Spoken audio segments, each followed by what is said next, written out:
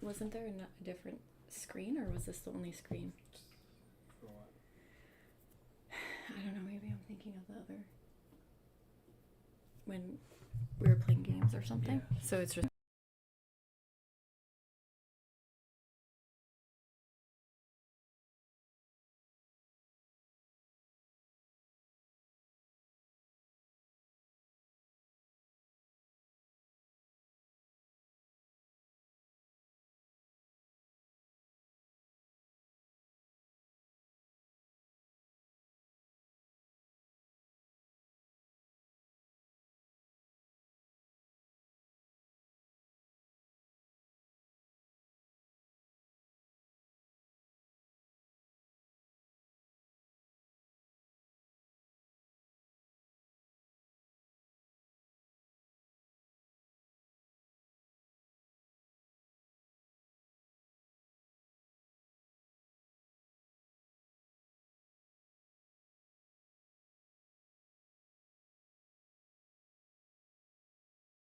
Maybe?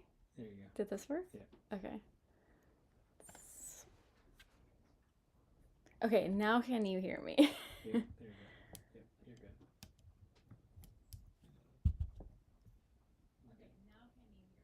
Okay, cool. It's working. Okay, yay. Okay, sorry. I'm still trying to figure everything out. Hi, guys. How is everyone? Okay.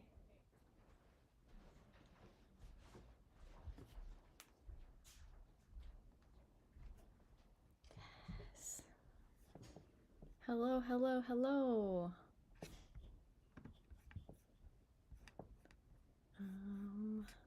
This. Okay, cool. How's everyone doing this beautiful October day? Anyone had plans today? Anyone do anything fun?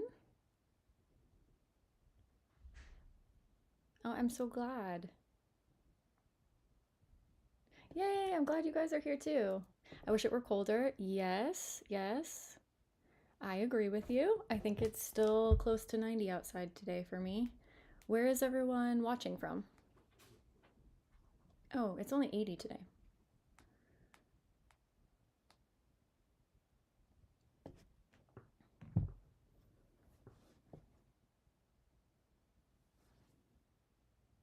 I always forget there's a lag with these. Tuscan. Tucson. Oh, I can't read. Tucson, Kentucky. I don't know where Tucson is. I'm gonna Google that. Tucson.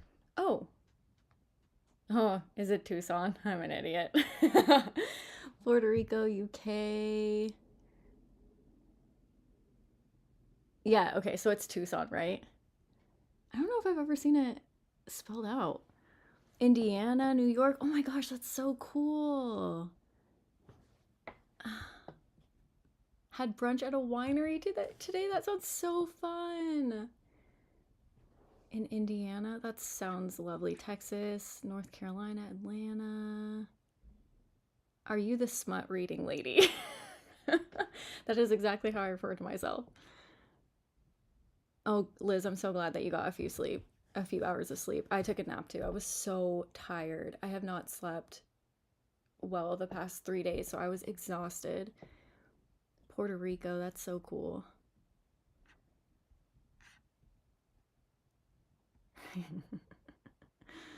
I'm so stupid. Okay. North Carolina, it's 49 degrees there. I am very jealous. It's still 80 here. Yesterday, I think it was in the 90s, but today is the last hot day, and then it should be in the 60s for the rest of the week, which is pretty cold for LA. And we have Germany, Ireland.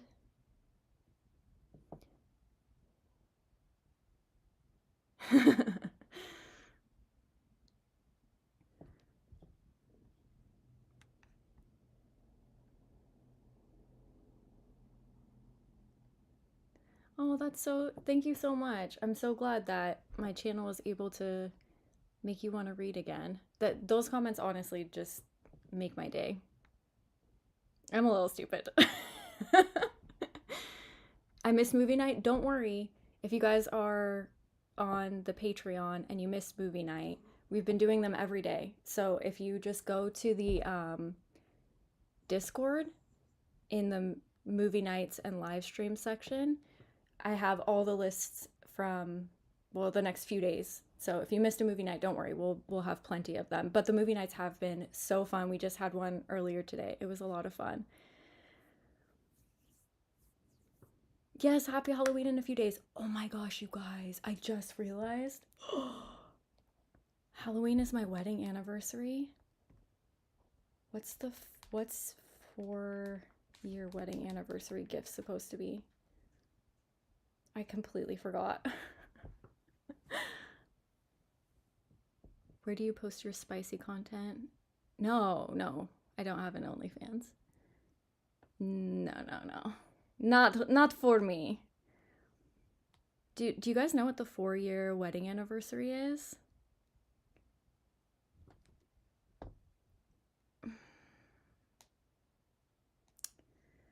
Yeah, there we go. It's fruit or flowers, which symbolize how your marriage has blossomed. Okay. Dang. Um 45 all day today. That's the weather that I want. That's why. So, remember I told you guys I had like a whole list of books that I wanted to read in October, and I was so excited. I wanted to read Dracula and all these like fall themed books. Um, but the weather has been so hot that it has not felt like fall at all. So I'm like, I can't read Dracula when it's 90 degrees out, you know? So I had to kind of rearrange things and push things back. What is. Oh. Um,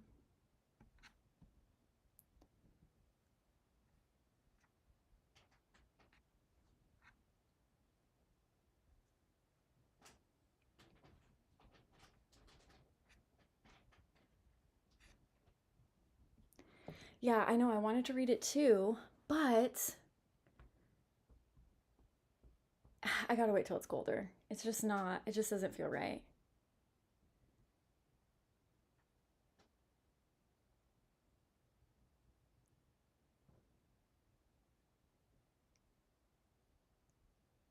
Oh, okay, that's good to know. That Dracula ends in November, so I can fit it. I'll fit it in next month then. I've been so excited to read it. And then I just started reading my cozy mystery last night for the month. I know somebody left a comment on that video and they're like, no cozy mystery, always cozy mystery. Every month I will always read that.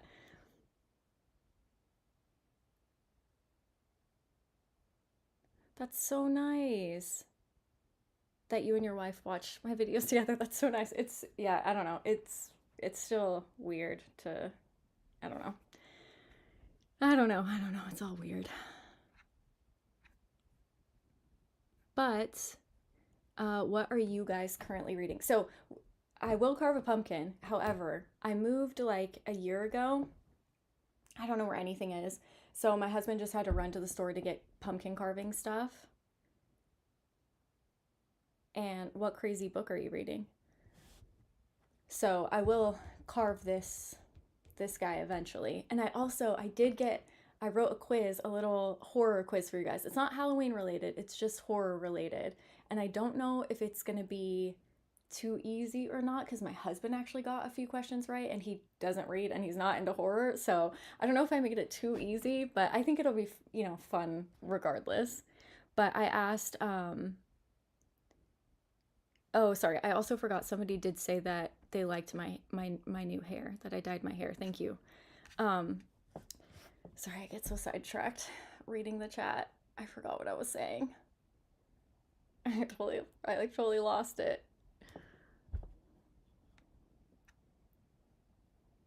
I don't think I've ever heard of the Chestnut Man or A Dark and Strange Magic. I don't think I've ever heard of that one too. Lost Man's Land. See, this is what's so crazy. I read so many books and there are a million books that I've just never heard of. Okay, yeah, I know I was saying something about the pumpkin, but now I don't remember. reading. Um,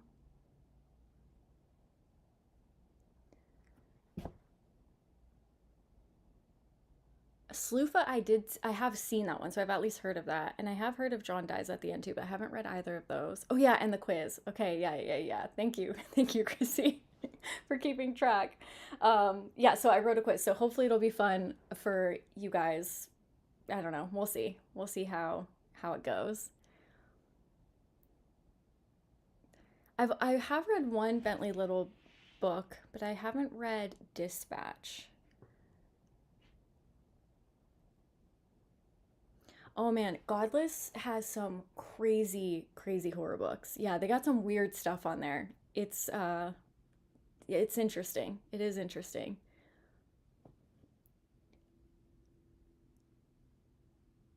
My shirt, it's my Eat Dirt and Die Trash shirt. This is from the Golden Girls. Um, but I'm assuming you mean where I get my horror shirts. They're kind of just from all over, honestly. I try to remember to link them because people ask, but some of them I don't know. Some of them are just gifts from people, and some of them are like Fright Rags or Creepy Co.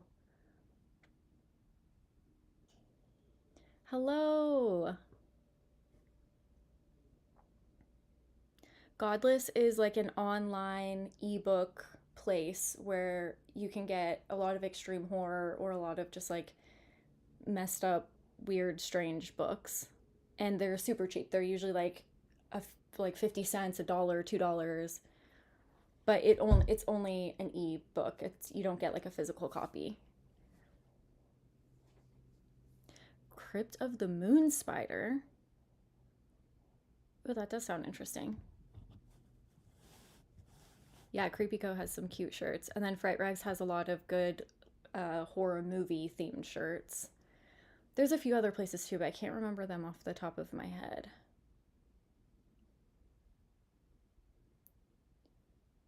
Hmm. Oh, American Psycho is one of my favorite books. I know. I wasn't the biggest fan of Seed by Anya Alborn either, but I have heard a lot of great things about Brother from her. So I'm still gonna. One thing I've learned about reading is even if you find a book that you don't like from an author, it doesn't automatically mean that you're gonna hate everything from them. So I will give Brother a go. Oh, by the way, I also have on pimple patches. I don't know if you can see them, but just in case anybody's wondering. Oh, Let the Right One In. That's such a fantastic book. That's like honestly one of the books that just blew me away. And that one gets pretty messed up and dark too.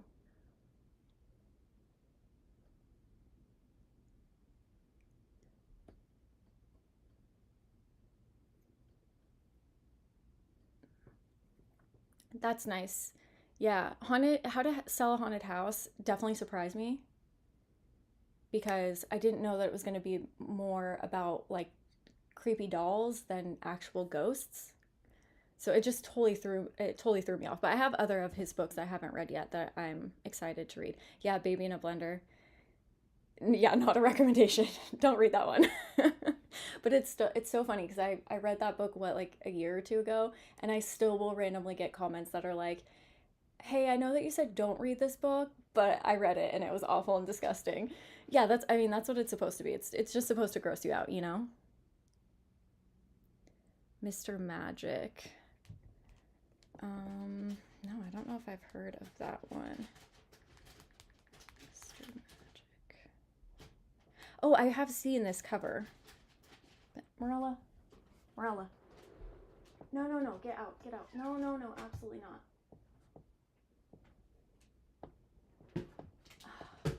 My cat. I have heard of this book, but I have not read this one. Is it what kind of magic is it?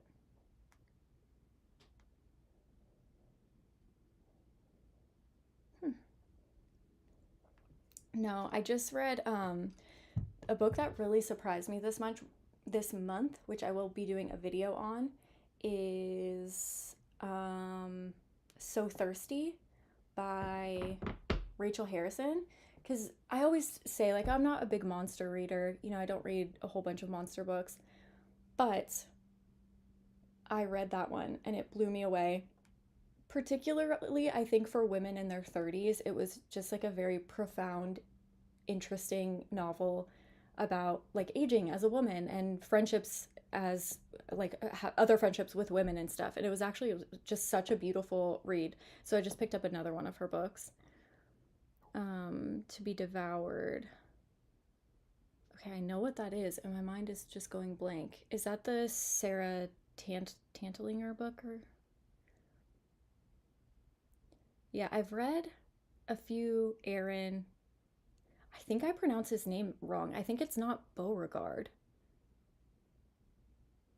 but now I don't know how else I would pronounce it. But I think that's incorrect. But yes, I have read The Slob and the one with the kids. The Playground. I was gonna say it, the one with the playground. Yeah.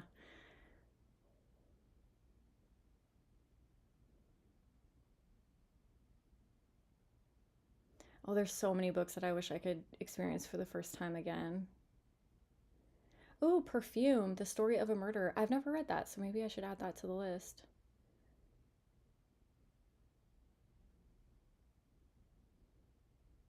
Oh, there's so many books that I would love to experience again. I mean, honestly, this month after I read So Thirsty, I was like, I wish I could just go back and reread that for the first time. But there's so many. I mean, oh man, I like American Psycho is one that I would love to reread again for the first time. But then also, I guess that one's good to reread anyways because I find new things every time I read it.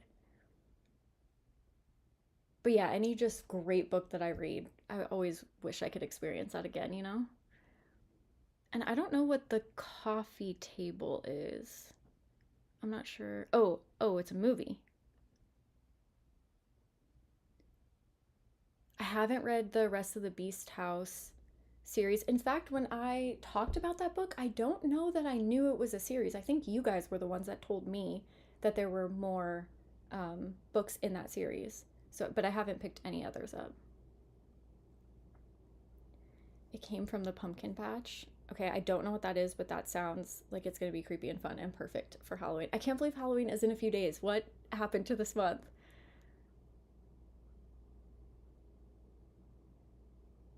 Wait, that's so cute that you and your daughter read together. Me and my mom used to read together too.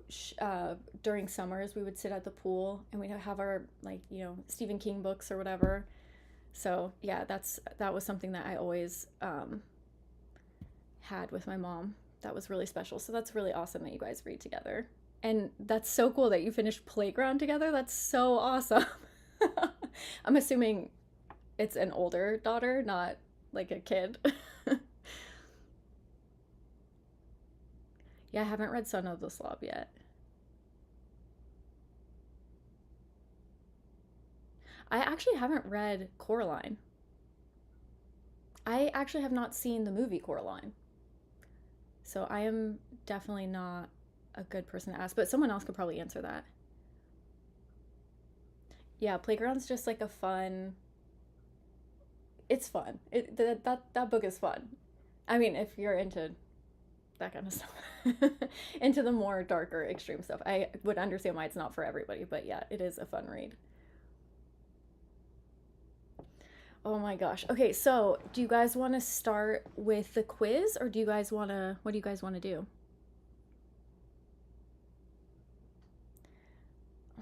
I don't know about a favorite book series. I love, there's a few that I love. I love the Black Winter series from Darcy Coates. I love my Cozy Mysteries, my Murder in the Mix series. There's like 100 of them, of these ones. So cute. I also love the Tess Gerritsen, the books that Rizzoli and Isles are based off of. Those are fantastic. Silence of the Lambsy type detective bad guy sort of books. Those are really great. I think those are kind of the only book series that I'm still currently reading. I think. Oh, I lost track of my space.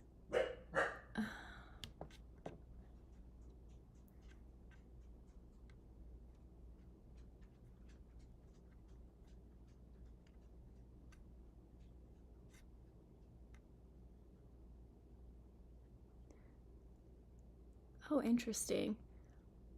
The Chestnut Man would be perfect for fall. I'll have to look into that one. Maybe I'll fit it in when it gets a little bit colder.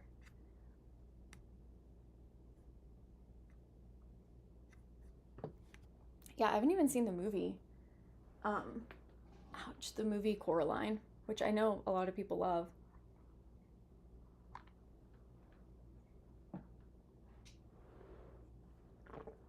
Come here. Oh, really? What are you doing?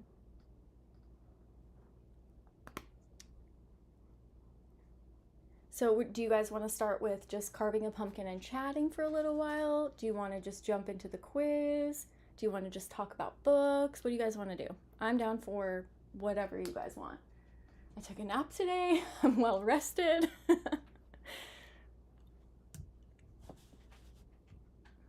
Stab the pumpkin. uh, okay, you just want to chat for a minute?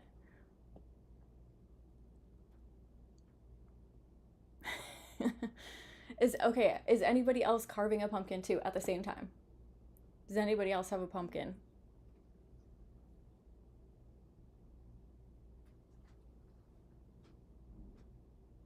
What are you doing? No, get out of there. Marilla, come on. Come on. Oh my gosh. My cat. Live stream reading Baby in the Blender. I'm pretty sure I would get demonetized if I did that. And I don't know if I could say half that stuff out loud.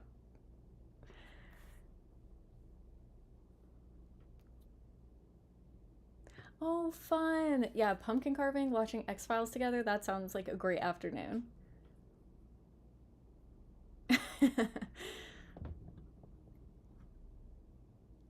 Oh no. Well, hopefully you feel better. Kitty.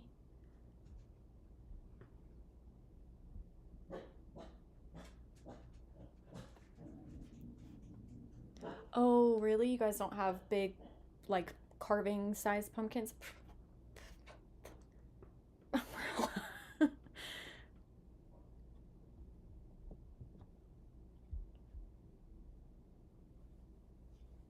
Oh yeah, the any of the haunting books are, I feel like, are good places. Ashburn House. It's hard to hold on. Let me grab that one because it's hard to remember. Like Morella's just taken over for you guys. Ashburn House. This is.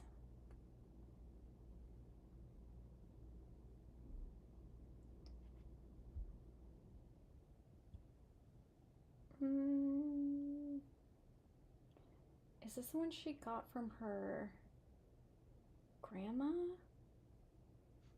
Inherits a crumbling old mansion. Oh, man, it's been such a long time since I've read them. What I'll say is there are a few of her haunting ones that aren't my favorite. So maybe just don't judge all of her books based on that one if you don't love that one. Because I just can't keep them straight. Because she has like 6 books that are called The Haunting of Something House. You can't spell, I can't read, so it's all good. Thank you. Morella is a beautiful cat. She is evil.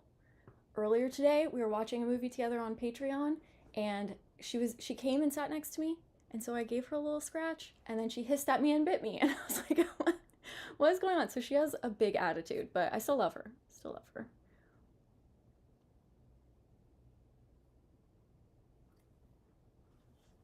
Yeah, and I also don't have any.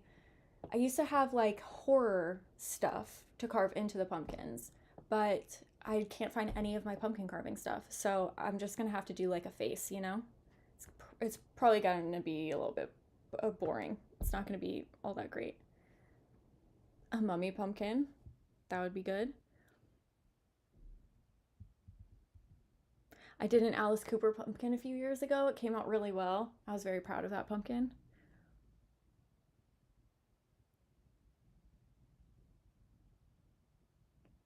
Um, then she was gone. I don't know why I'm blanking on all these books today. Is that the Lisa Jewell book? I think that's Then She Was Gone. I think that's the right one. Man, I don't know. My brain is just not working.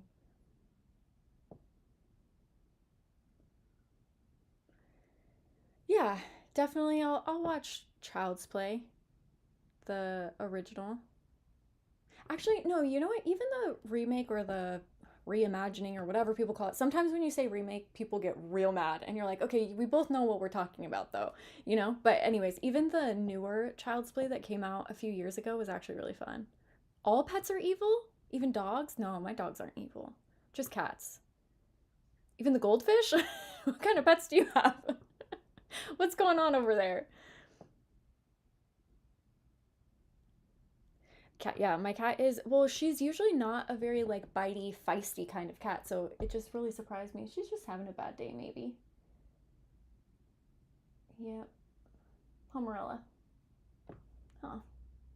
But it's so funny because she gets mad or, hisses or bites or whatever, but then she like is always right next to me. So I don't understand. Like, you want to be in the same room, but you just want me to not look at you, not touch you. The Black Spider. I don't think I've read that or even heard of that book.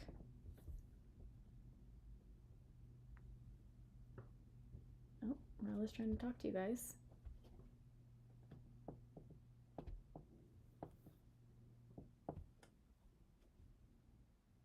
I have read The Troop by Nick Cutter.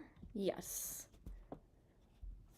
I feel like The Troop is a good kind of intro to extreme horror. Like, it's not an extreme horror book, but if you want to make your way to extreme horror, it's a good stepping stone, I feel like. I was going to make a whole video of kind of like intro to extreme horror books. Maybe I'll do that. Yeah, Liz, we all know that your cats are cute and adorable and they cuddle with you. And I don't know why my cat isn't like that. I'm so jealous.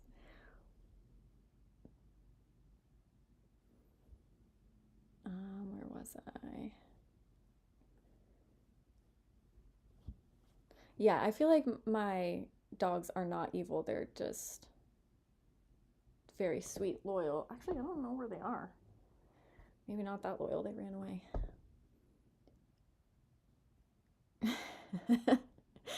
Okay, yeah, that this is the perfect comment. Cats are angelic chaos demons. That's the perfect description of them. That's what we call her. She's baby demon. That's her nickname because she is just, yeah, she's just a little, she's so cute but so demonic at the same time, you know? She just, oh yeah. Yeah, I know her fur's so weird. I don't know what actually one person messaged me and they said, "Oh, my cat kind of looks like your cat." Actually, a few people have. And so there are cats out there that look like her. And somebody told me the name of it. I think it's like a calico and something mix.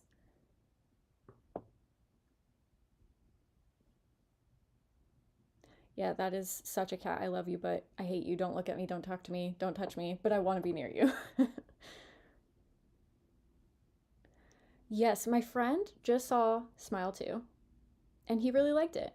I didn't even know they made a second one. But I actually did like the first one. I thought that it was a good metaphor for grieving. I don't remember it fully because I watched it a long time ago, but I do remember thinking that it was more deeper than just surface level for me, and I found it interesting. Sorry, my husband's coming home, so my dogs are gonna bark. So, yeah, I think he said Smile 2 was pretty gory. I think that's what he ended up saying. Yes, so our book club for next month will be on November 10th. So you guys still have time to read. And we'll be reading The Amityville Horror, which you guys picked, which I was very surprised. I did not think that that would be the book that you guys wanted to pick. I mean, I'm here for it. I'm excited to read it. And then also, we're going to do Carmilla. So we'll do two books that time, only because our last book club was The Eyes of the Best Part, and that book was a perfect club book where you can just analyze different things, and we all have different ideas and feelings about different things that are happening in the book. And I don't know that the Amityville horror we're going to have much to pick apart. But we'll still discuss it. We'll still talk about it. I'm going to do a little bit of research into the family because I know that there's some. Uh, I know there's some. Well, some people think that they just made the whole thing up. So I'm going to do a little bit of research, and we'll have time to talk about that. And then the second part will be Carmilla. So that one I have read, so I know that there's more to analyze in it. It's a quick read. It's a short little vampire book, but it's also one of my favorite books. So I think, yes, the Jay Anson one. Yeah. So if you guys want to read both of them, if you just want to read one of them, if you just want to come and hang out, up to you. Whatever you guys want to do. But yes, Carmilla is such a fun book. It's such a great book, and it's. Love, did you know that our anniversary is in a few days? Yeah. You didn't get an anniversary gift, did you? Did you? I don't know. You didn't forget? I thought we were on the same page here. Oh no, thank you so much. You're welcome. Do we have the we don't have the drywall saw, do we? No. Looks like it's pretty good though. What, this? Yeah. Okay, thank you so much. It didn't come with any. Oh, it did. Oh, these are kind of little. Do you think these will work? Yeah. That'll be fine. Oh, these are easy ones. I like this. Thank you so much. Okay, so he did bring me actually some faces. Let me grab tape really quick.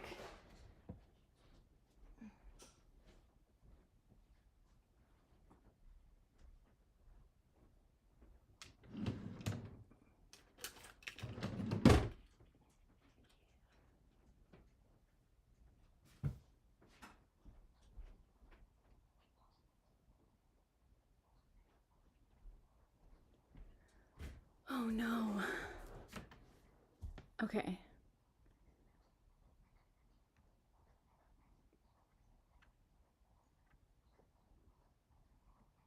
Yeah, that's how I felt about Smile too. I thought it was actually a cool movie. Yeah. Oh, Liz, that's such a great idea. You know what? I think that's what we'll do. She says that you can follow up the book club with the movie night of the Amityville Horror. So yeah, that's what we'll do that week for Patreon. We'll watch the Amityville Horror. But which one? There's so many. And also, Carmilla is an old book, and it is in the public domain, so you should be able to read it for free if you guys wanted to read it but not have to buy it or anything.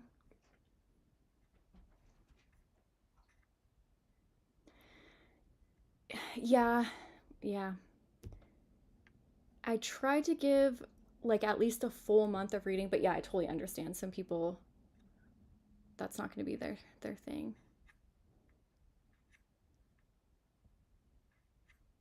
Yeah, I mean that's usually what we do. Usually neither of us remembers our anniversary, but he probably didn't do the like things that you're supposed to get. He probably, yeah, last year he bought me a book, so he probably bought me another book. I've always been really bad with dates though and anniversaries, and yeah, this year has been it's been a long year.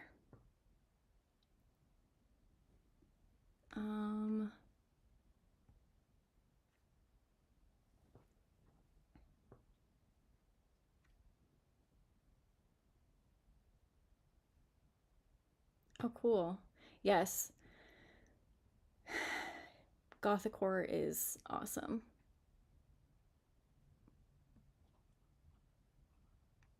I think there's another movie too that's kind of a popular like cultish horror movie that's inspired from Carmilla, but I can't think of the name right now. Where did the Oh, the Patreon. Actually, if you go to my YouTube channel and you go to community, the community tab posts, it's the last one, and there's a link to the Patreon there. But it's just patreon.com/ my name. Or, yeah, that's a / right? Okay, so this is what we have for pumpkin carving. We'll vote. Well, I guess we can't vote because maybe I'll put it down to like 3 and then you guys could vote which one to do. Okay. So we'll do a creepy face. Ooh, this is even spookier. These might be super little, but this is what we have. We have Morella, my evil cat. We have a spooky pumpkin. And then we also have bats. So I'm going to put a poll and then you guys can choose start a poll. Which one? Bats. Oh, that's not how you spell bats. Cats or scary face. And you guys can choose what pumpkin we have. That's cool. He got a whole little set thing. So if you guys are carving pumpkins this year and you have a drywall saw, which I know it's kind of like a random tool, but even if you just go to Home Depot for it, I promise you it is the best pumpkin carving tool on the planet.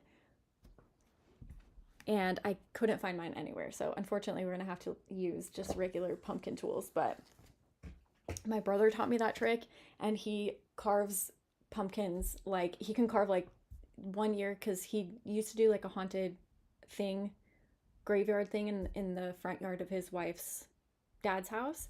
And he carved like 20 pumpkins in like 10 minutes. It was amazing. So yeah, those things are awesome. Oh, man, how do I don't know how to work technology, you know? I don't understand it.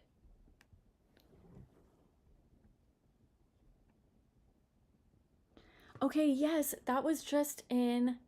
Liz had me read a book called Daisy Darker. I just finished it, and they were talking about carving turnips in there, and they kind of go into a little bit of the beginning of Halloween and how it started and stuff, which I think eventually would be such a cool video. Maybe next year I'll try to do that and like really learn where all of the different pieces started from.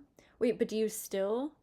Okay, they used to carve turnips, so not anymore. Do they carve pumpkins now, or is that?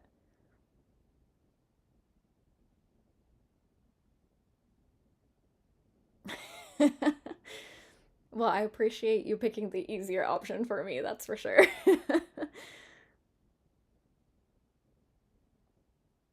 Oh, really?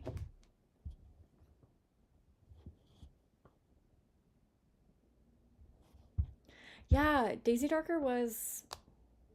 I mean, it was a sad book. It was a sad family dynamic, you know. I just read it and I was just like, oh, thank God this isn't my family. It was pretty sad. Everyone's just kind of a piece of crap to each other.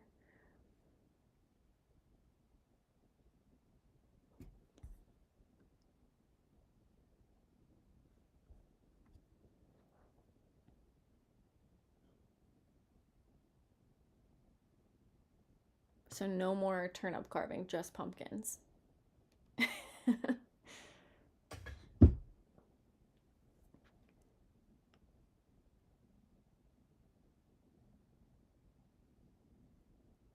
I have not seen any of those movies. I'm really uh,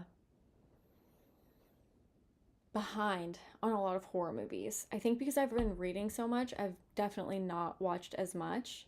But that's why I'm glad for the movie nights because then, I mean, we're watching Halloween movies this week, but after that, hopefully we can catch up on some cool stuff because I have seen people talk about some of these.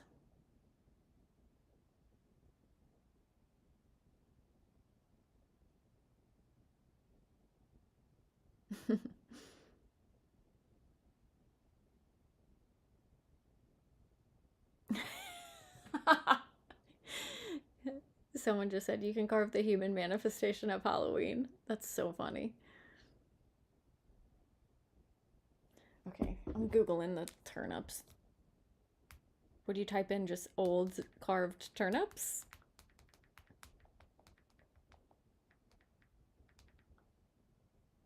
Oh, Oh, interesting.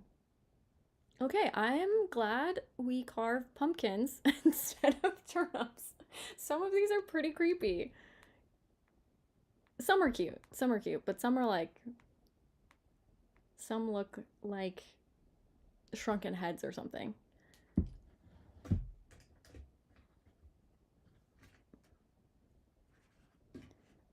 The only horror game that I've played on Patreon is we started the Mortuary Assistant. We haven't finished it yet, but that's the only one. I'm not good with video games, so any game that I play will have to be very easy, not a lot of movement and stuff. I mean, even the people that were watching were probably like, "What is she doing?" Because I could not figure out how to move stuff. But it was a fun game, and it's creepy, and I'm excited to finish it though. So for Chuck Palahniuk books, I mainly read them in high school, and I am 137, so that was a long time ago. So I haven't read them recent enough to, I would say, pick a book indefinitely that I knew was my favorite, but back then my favorite was Invisible Monster. And actually, I read Fight Club not that long ago, which obviously is amazing. But I do want to reread his books one of these days because he was like, I worshiped him in high school. He was the best. I mean, he still is, but he actually also he just came out with a new book this month. It's called Shock Induction.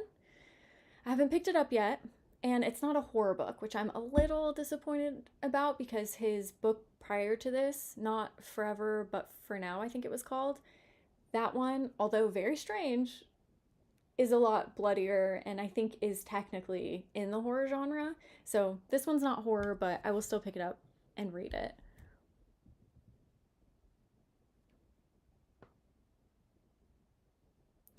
Yeah, yep, yep. I feel like pumpkins are kind of hit and a miss. This was just from the grocery store, so it's probably not gonna last that long. But sometimes, actually, we get them from the pumpkin patch. We got them last year, and every year they almost last without me carving them, just sitting there, they almost last a year. I think this year it was like 8 months before we had to throw it out, but my goal is to get a pumpkin and keep it for a year and carve a year old pumpkin. But they never quite make it. Yeah, so then in Texas, it probably never feels like fall weather, right? Is it always kind of hot out there? I don't know. That's so interesting. So people in Ireland still carve turnips. Huh. Yeah, don't they look like little shrunken heads?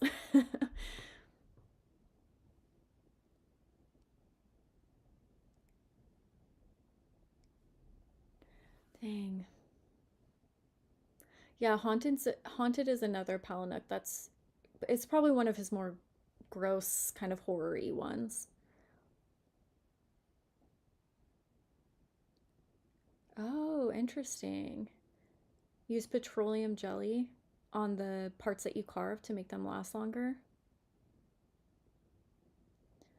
I remember Rant being a weird book, but I don't really remember too much about it. But like I said, it's been so long since I've read any of his books.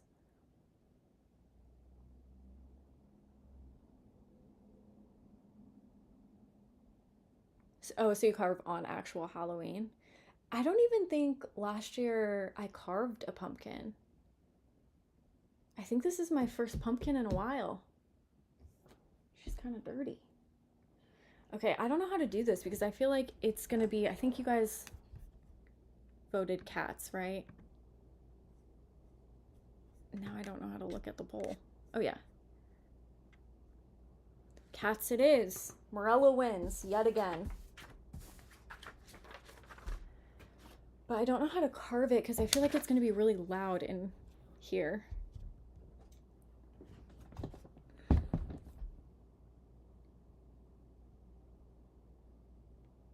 Interesting. So you guys know way more facts about Halloween than I do.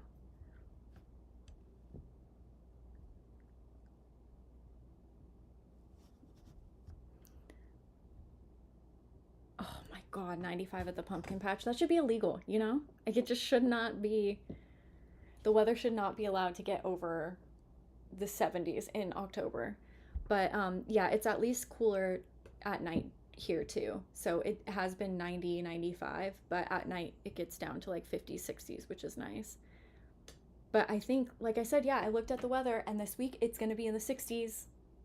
It's going to be sweater weather. I'm so excited. So I'm hoping it stays, but who knows?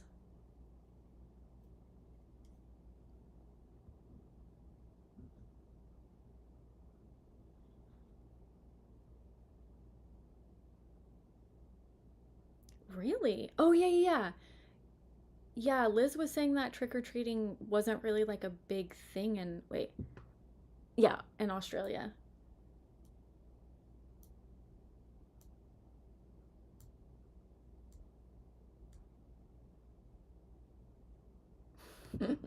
Okay, let's see what we can do. Do you guys do the circle or do you guys do the zigzag in the top of the pumpkin? This is gonna take forever. Look at how teeny tiny this is. Wait, was this the? Oh my gosh, yes. What is this for? What is this for?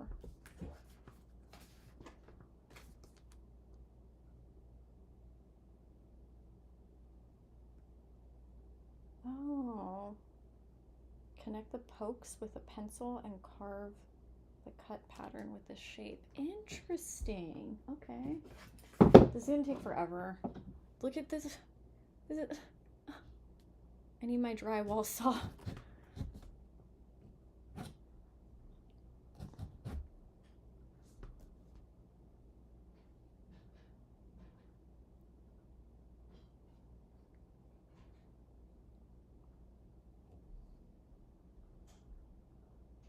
Wow, that's crazy. That Halloween wasn't really a thing in the UK until the 90s. Oh, I'm gonna cut my finger off with that. Do you want to help me? Just cut the top? Sure. Thank you, you're the best. Thank you so much. Okay, my husband's gonna carve the top because he just brought in. Oh gosh, please do not. Watch me kill myself. Yeah, please don't. Oh, I'm getting the zipper feeling again.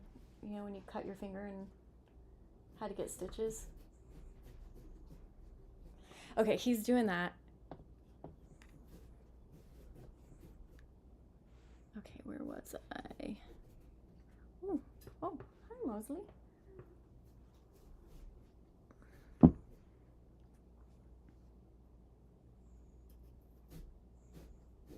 Yeah, the weather's been weird in California this year. I live in Southern California. I live in LA, but it's been hotter than usual all summer. It's been like 105 almost every day. It's been a hot year.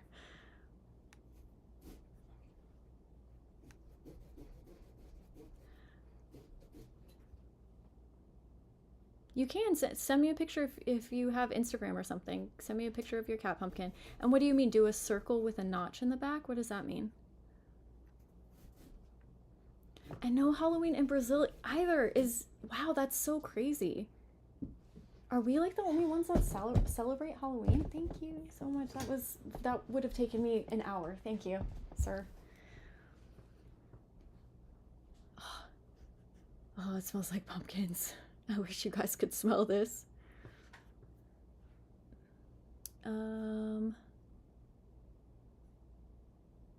Nope, you don't eat it. You just decorate it, and then usually people put it outside of their house with a candle in it.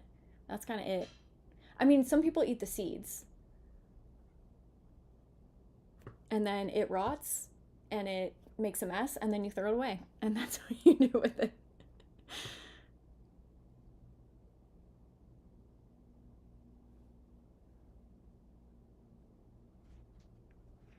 Oh, yes. I do have a bowl. I don't have gloves, which might be a mistake.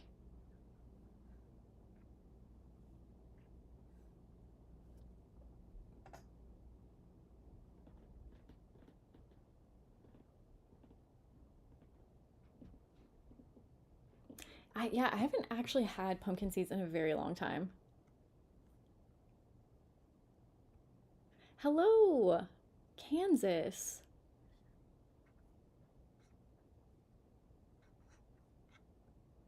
That's so nice. Thank you so much. I'm very glad that you have found your love for books again. Books are really have helped me through some hard times, you know?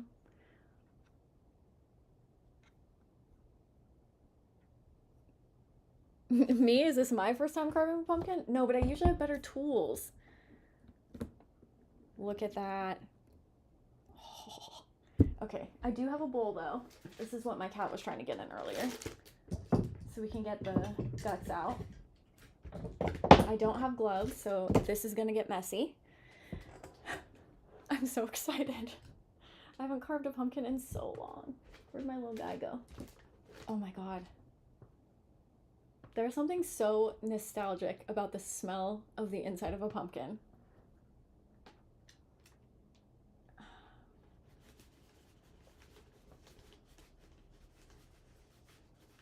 This is the smallest knife on the planet. This is gonna take forever.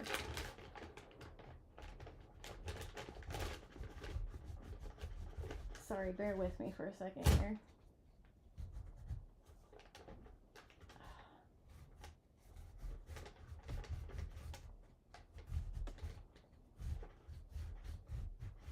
Oh my gosh, it's so small. Okay, good enough, good enough. All right, guys. We're going in. This is what we're working with here.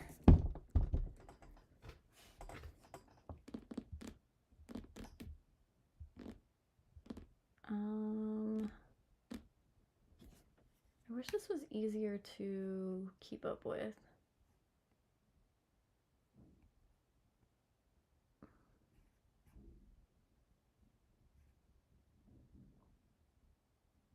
That's okay. It'll be up afterwards. You can watch it at any time if you can't stay. But hello, thank you for stopping by.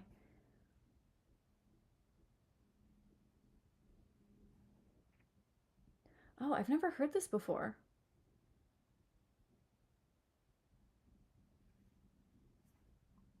So the notches to let the smoke out of the candle. I have never even considered that. I've always just put a whole candle in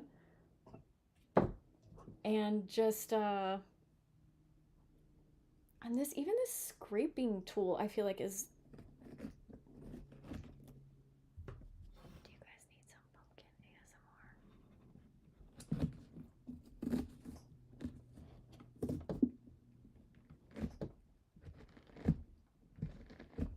ASMR? Ooh. Okay. This is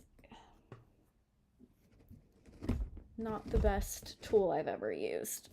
Oh, Mosley, can you move really quick, buddy? Can you move just a little so I can stand up? Okay. Okay.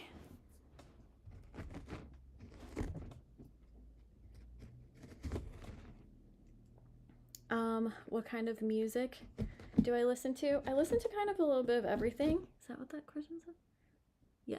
I listen to a little bit of everything. I listen to like I was raised on Alice Cooper, so I listen to a lot of Alice Cooper. And then I like, the days from high school. So I still listen to like Bring Me the Horizon and Pierce the Veil and stuff. And then I like Watsky a lot and Idea and Abilities. I guess I listen to a lot of like rap, hip hop kind of stuff too. Just kind of a little bit of everything. I also love Johnny Cash. Ow.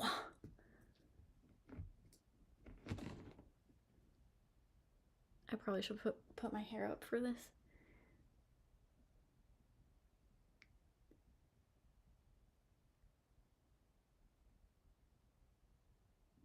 Mm.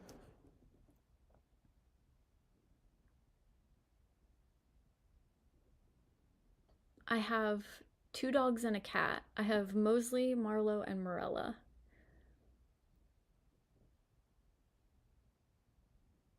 That's crazy. That's crazy. Here, I mean, like in LA, trick or treating as a kid was insane. There were kids everywhere. Every house had candy, decorations everywhere. It was so wonderful. And every once in a while, it'll feel like that again. But then some years, there's barely any kids out, and it's just kind of depressing. I don't know. It makes me feel old.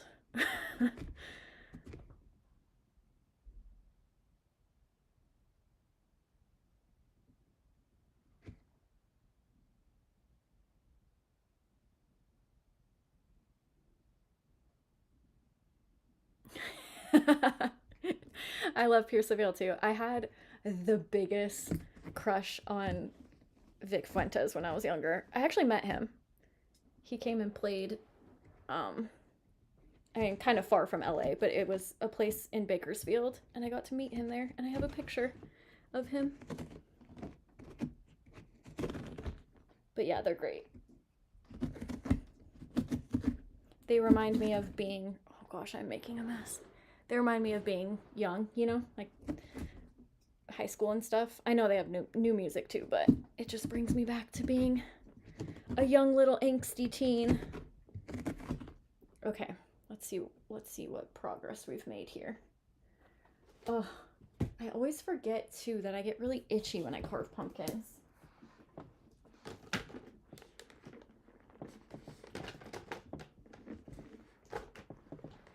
Ugh, so many guts. So many guts. I feel old, let me tell you.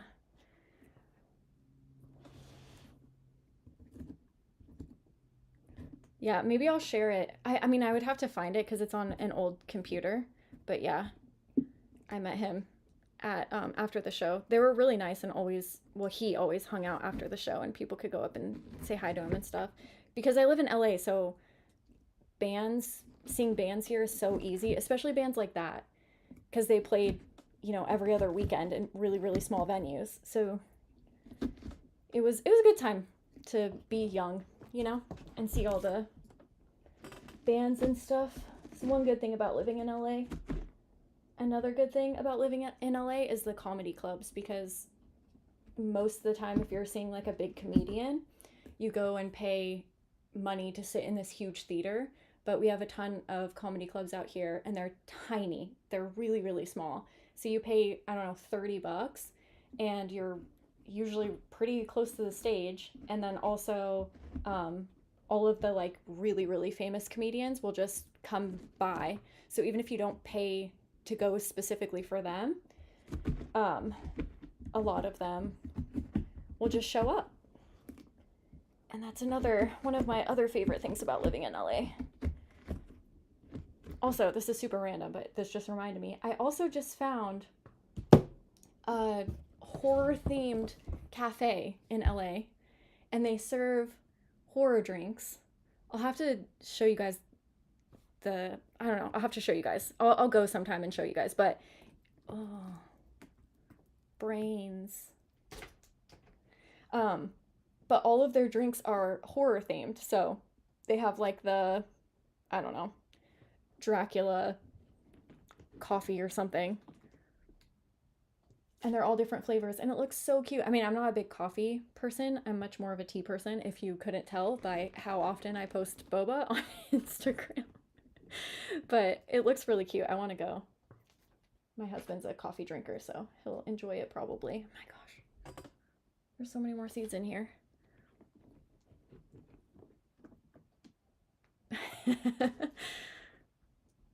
I don't even think I have an ice cream scooper. Right? Every time I carve a pumpkin, I get so itchy, but I can eat them. I'm not allergic or anything, but they make me so itchy.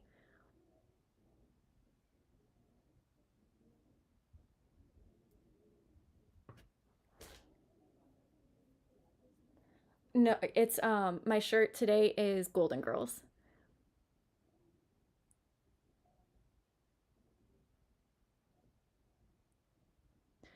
Yeah. See, I feel like I forget how lucky I am. I mean, Liz, even talking to you, because you tell me things about Australia, and I'm like, oh, that's something I take for granted, like having a Barnes and Noble on every corner. I can go to any city. I have one, 20 minutes away, 15 minutes away from my house. So I feel like I do realize how lucky that I have it living in LA because I'm close to everything. We can kind of go anywhere, do anything. Oh, so itchy.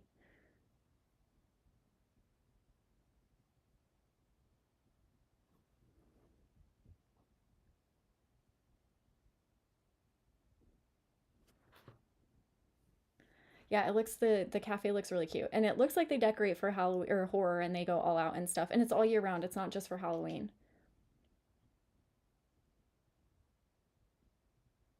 Yeah, I've been to the comedy store. Um we recently saw Theo Vaughn, not at the comedy store. I can't remember where. Some place called, it's not a comedy store, but they do comedy shows there. But we saw Theo Vaughn, and yeah, I just love him. I think he's so funny. And then John Mulaney just randomly showed up, and so we got to see him too. So there were like 5 or 6 huge comedians, and it was 3 hours of just sitting there, and the tickets were like $30. It was the best $30 I've ever spent. I don't know if I've seen. I don't think I've seen Whitney Cummings, but we also saw because my husband likes man, what's that other female comedian's name? I can picture her face, but I can't remember her name. But my husband really likes one of the female comedians, so I took him to see her. But that's a pointless story because I can't remember her name.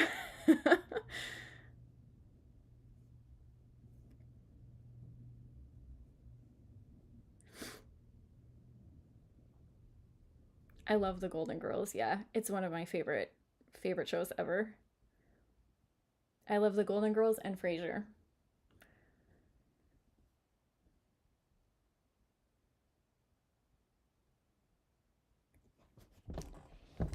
Oh God, the Cecil Hotel. Yeah, that's like a part of LA you don't really want to hang out around. Unfortunately, there's a lot of LA is not like it used to be. It's not. It's not. It's really sad going down there and seeing how horrible things have become. Because I used to be. I mean, like as a teen, we would just go to LA and just walk around at 2 a.m. And we weren't. We felt safe-ish. But now, oh, it's scary and it's super sad. So I don't spend a whole lot of time down there. You know the pumpkins that they're so stringy and they just peel? That's what I'm dealing with here. He's a peeler. Is this really loud for you guys? Can you hear this? Is it bugging you?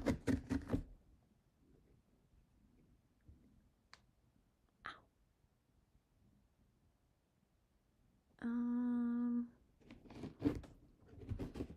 I don't know who John Huck is. Oh, he's hilarious. So a comedian. Yeah, I mean, I'm not like I don't religiously follow comedy or anything, but I do enjoy going every once in a while. And I enjoy watching comedy podcasts and stuff.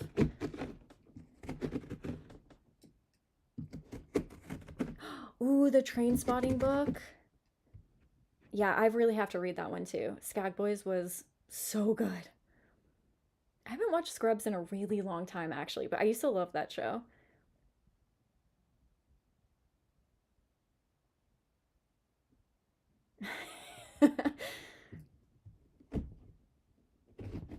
Yeah, I love Frasier.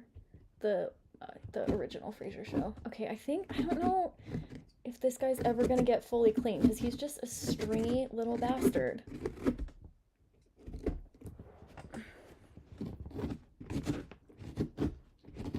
I don't even know if I have a candle to put in here, so probably doesn't matter.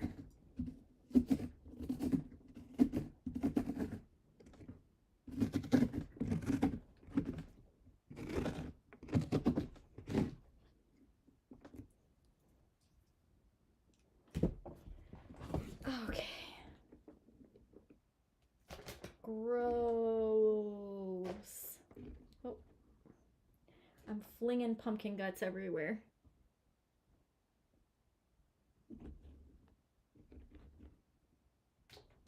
Oh, whoops. Okay, we're getting somewhere, guys. We're getting close.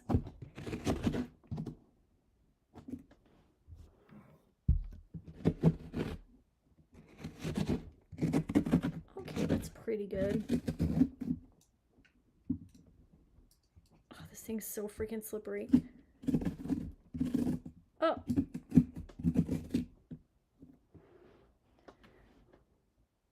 Okay.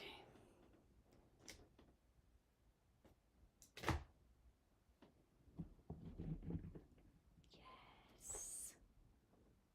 All right, I'd say that's pretty close. Almost. Man, can you stop stringing?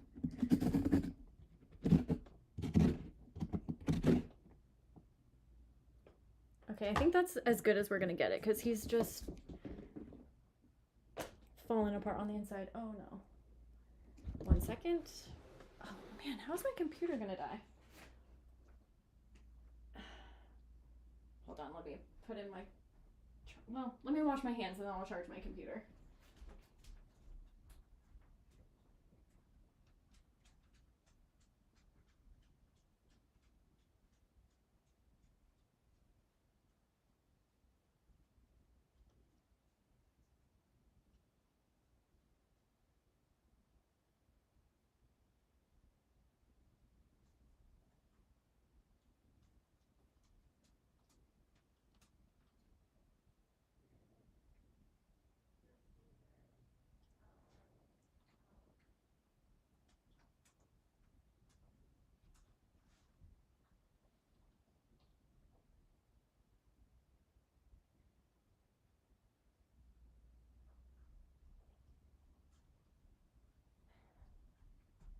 Okay, sorry, 1 second, 1 second.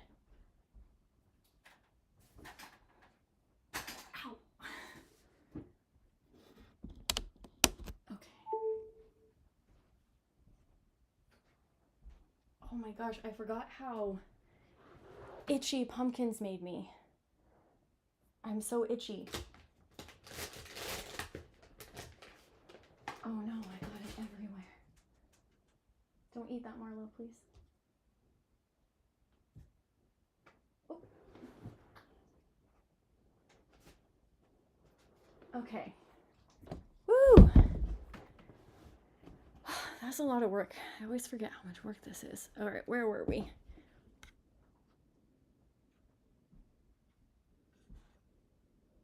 Oh, Ronald Malfi is so good. He's honestly one of my favorite writers right now. I have not read Anybody Home by Michael Seedlinger?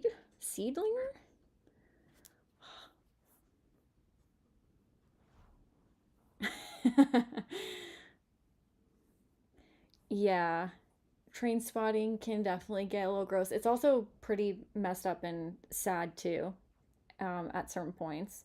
So yeah, it definitely won't be for everyone. Same with Skag Boys. Oh, I cut myself. That's probably why that hurt so bad. Um, yeah, Skag Boys is like it's the funniest book I've ever read, but it kind of mirrors life. It's hilarious, but also so depressing, so sad at the same time too. And there's some horrendous, messed up stuff there in that book as well.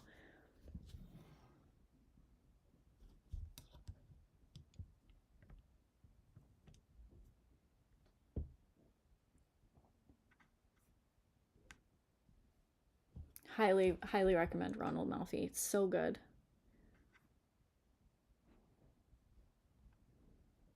The weirdest thing you bought during COVID? What do you mean? Just like online shopping? I don't think I bought anything weird.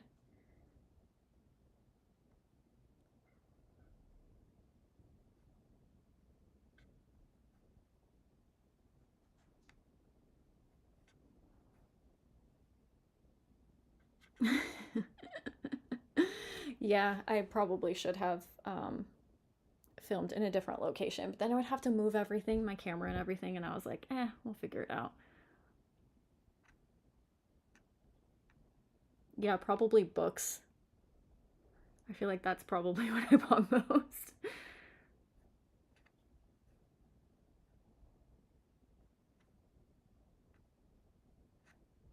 I do have I do have the book. I have not read it yet. It is on my list. I have so many books, you guys, saved for reading vlogs and so many ideas for disturbing books. I have half of an extreme horror vlog done. I've so many ideas, so many books, so many, and that is one of them. But this year I have not been feeling well, so it's been really difficult for me to film consistently, like a whole week straight. Um, but we're working towards that, and we'll figure it out hopefully soon. So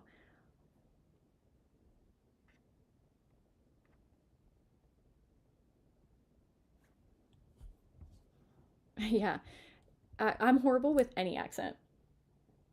Any accent. I just saw a video today, whatever it was. It was someone. They were from the U.S. They just had a southern accent. Could not figure out what they were saying.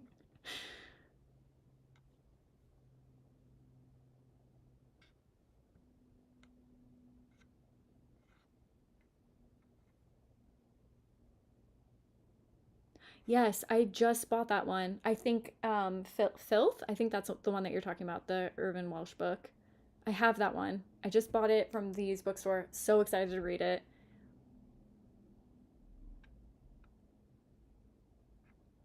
I don't think I've ever read anything by Lisa Tuttle. I definitely cut my finger with that pumpkin carving device. Where'd that cat go? All right. Let's find the best place for her. This isn't actually like not a bad pumpkin for just getting it at the grocery store. I think that looks good. That's a good flat surface there. Cool.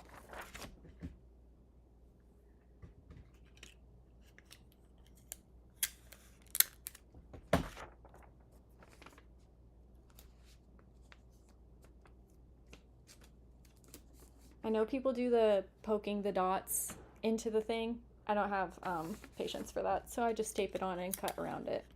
But I might need scissors. Oops.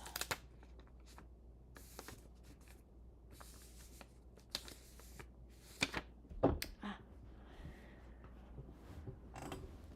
Oh.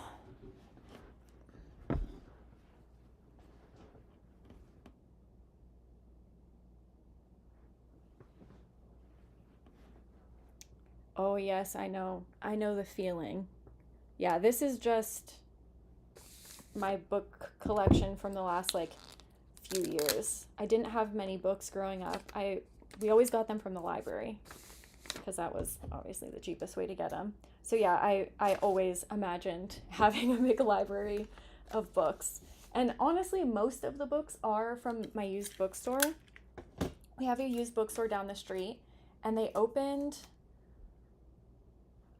it must have just been a few years ago. And so to try to gain traction, they had half off fiction Fridays. So any like genre fiction was half off, and the books were already super cheap because they're used books. So most of these books I got from those kind of sales, and yeah, most books I paid like $2 or $3 for.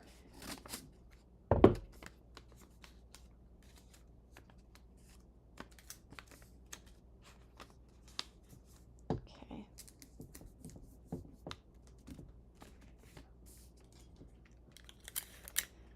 All right.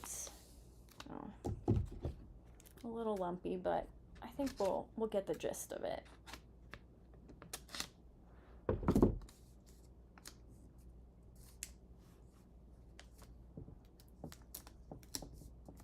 So here's what we're looking like.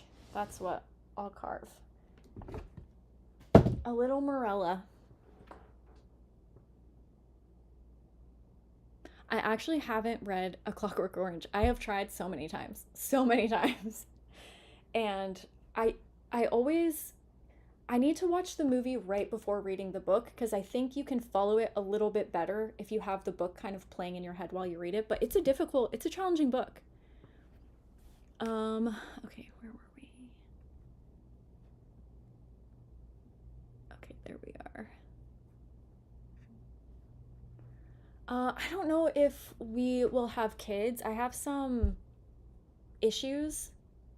So if I can't have kids unless we do IVF. So I don't we have to figure out if that's something that we want to do.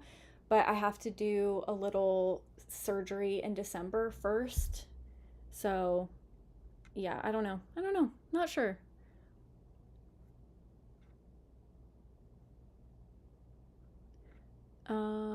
Wait. Oh, Filth is a movie too, or it's just a book? Yeah, there's also some website that you can pay a few dollars for, and they have a bunch of horror stencils for pumpkins. So worth it. I don't have a printer or anything. Well, I have a printer, but I don't have black ink, or I don't know if I have any ink, so I couldn't do that this year. But I've done like a Pam Voorhees one from there. I think that's where I got my Alice Cooper one. Oh, when Brian and I got married, because we got married on Halloween, and we got like a skeleton bride and groom. We carved those pumpkins. They have some cool ones.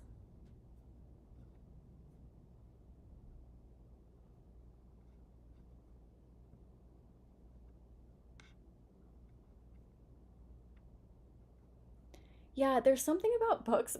My husband always gets mad at me. I'm like, hey, I'm gonna go to the bookstore. He's like, you have so many books to read.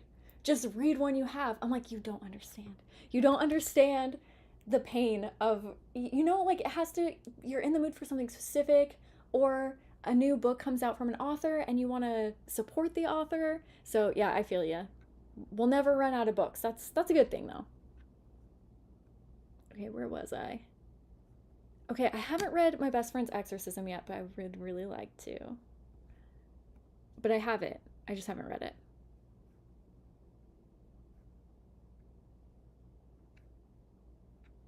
Oh my gosh, yes. There was something so magical about my mom taking me to the library every week as a kid. And then I also got a lot of books from my school library too when I was younger. But yeah, I still have such a special place in my heart. I don't go to the library often just because if I can support authors, I would like to do that. But, uh, and sometimes my friend rents books from the library and then I just borrow them and give them back to him. And I like highlighting in my books, and I don't know. Oh, I didn't know it was a film. That's so interesting.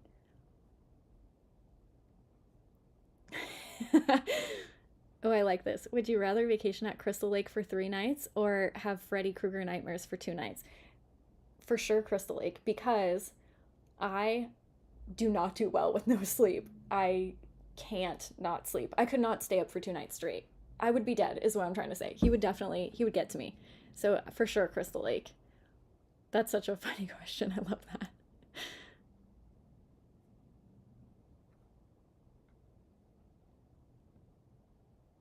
Oh, welcome. You're new to the channel. Welcome.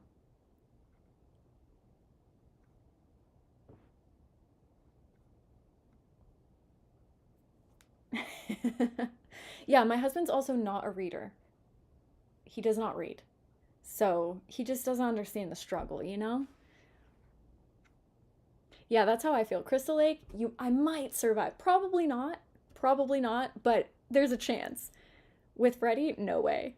Although I would rather, if I could hang out with a villain, I think I would rather hang out with Freddy because he's just so silly. Liz, that's the best comment. Buying books and reading books are two different hobbies. No, it's a pimple patch.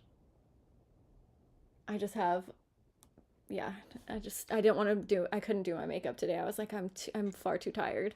So, you guys are just getting pimple patches.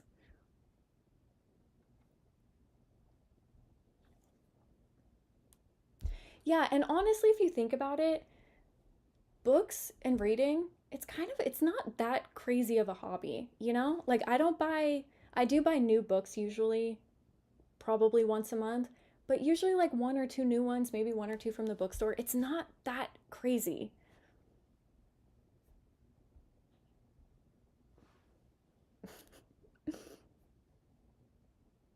Yeah, exactly. You read a book, you love it, you like the characters, and then you just have to go and return it again. Yes, that's exactly how I feel. I'm so thankful that I can go and buy books and have them, even to look at.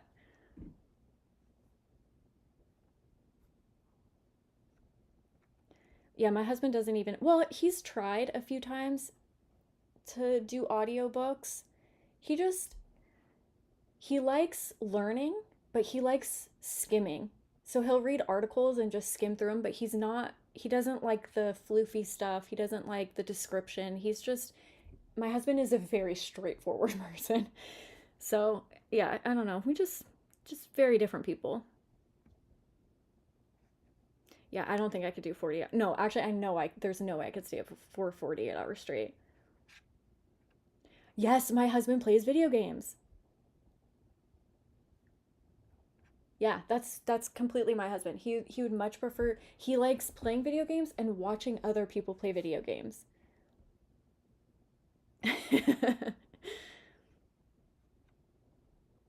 Luckily, I'm not the only reader in my family. My mom was a reader. I mean, that's probably why I got into reading.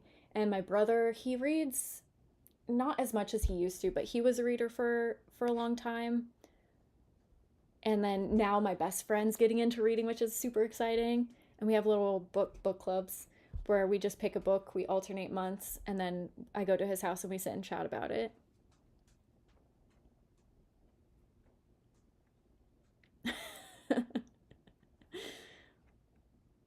That's a funny way of justifying books. You're like, well, they might run out. You might not be able to find them again. um, no, he's more of like he just likes learning. If you tell him something and he doesn't know about it, he'll spend the next hour researching it. He just likes learning different things. But yeah, he doesn't even read nonfiction. He more like news article type things. Oh, goosebumps. Yeah, I'm just so bad at video games. I don't know if I'll ever be that type of person. I have enjoyed the one that I played on Patreon. Like that one was actually fun. And it's nice to know that there are different types of games for different people, you know? I think I just have to find ones that Oh, I love Mario Party. Me and my friends play Mario Party almost every week. And they just came out with a new version of it and you can be a ghost.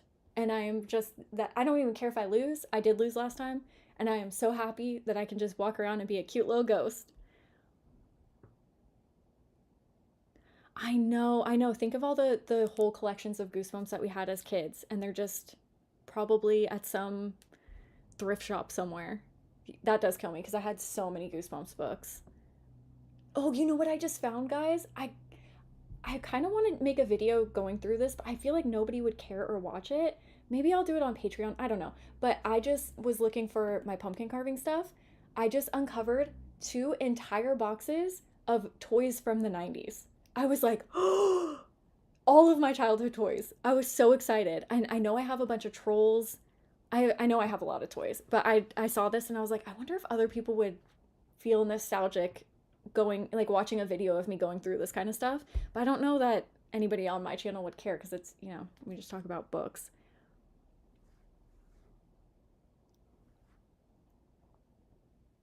Oh yeah, Goosebumps are still fun. Yeah, we just played for the first time the new Mario Party. Yeah, and I don't have we had every well, I don't know if we owned the Bailey School Kids. I know I had more than I do now, but I rented them from the library. I had a bunch of them. And yeah, now I only have three or four, and those are ones that I just bought. I think I only have one from when I was actually a kid. And Goosebumps, I think I just repurchased them. I don't know that I have any from when I was young either.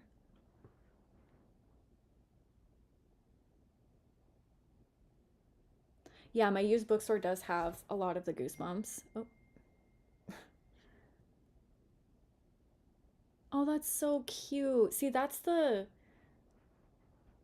you never know what you're going to want to keep and pass down to people, and it's not something that you think about as a kid, but that's so cool that you got to give all your goosebumps to your daughter. That's so cool.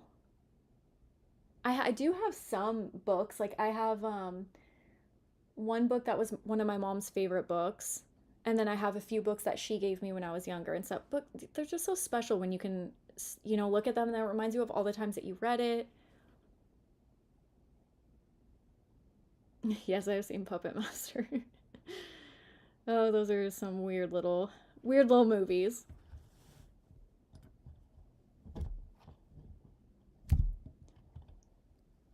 Yeah, I don't know anything about. I just don't like video games where you die and then you have to redo the same thing over and over again. That drives me crazy. That's so cute. Your Christmas toys from 1998. Yeah, I don't know.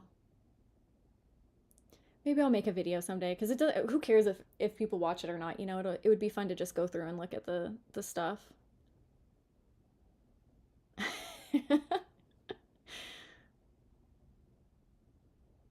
That is so funny. My boyfriend isn't a reader, but he likes collecting the ones that sound cool. See, that's great though. That's great.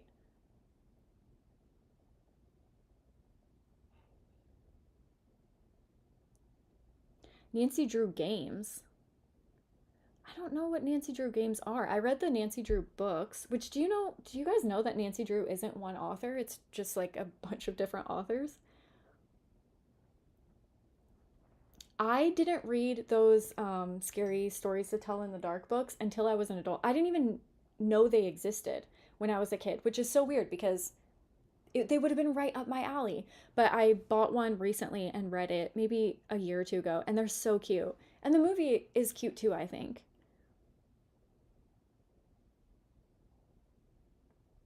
Yeah, that was one thing I liked about my school library as a kid. It's probably so different now, but they were like kids versions of adult books. So you could read like 20,000 Leagues Under the Sea or any of those books that are, maybe not for adults, but you get what I'm saying. Not exactly for young kids. And they just kind of condensed them and made them into little, easily digestible books. And I loved those.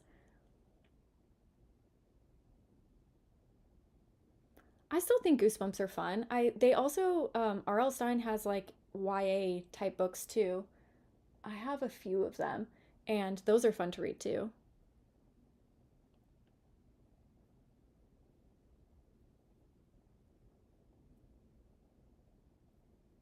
I like a book that's good and disturbing. That's right up my alley. I don't know. I don't Is he still publishing Goosebumps books? That's crazy.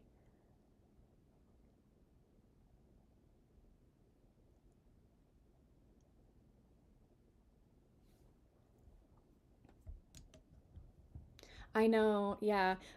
But at least maybe check used bookstores because my used bookstores always have a lot of R.L. Stein books and a lot of them because they republish them and stuff. But you can tell the ones that are from the 90s. The pages are all yellow and they're not bright white and pretty anymore. So those are the ones that I look for.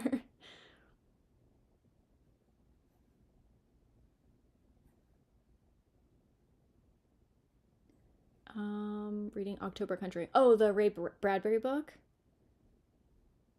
That book is so cute. I love that. I just bought the is it called the Halloween tree from him? I'm so excited to read it. I've been holding on to it every day. I'm like, no, you gotta wait till it's closer to Halloween.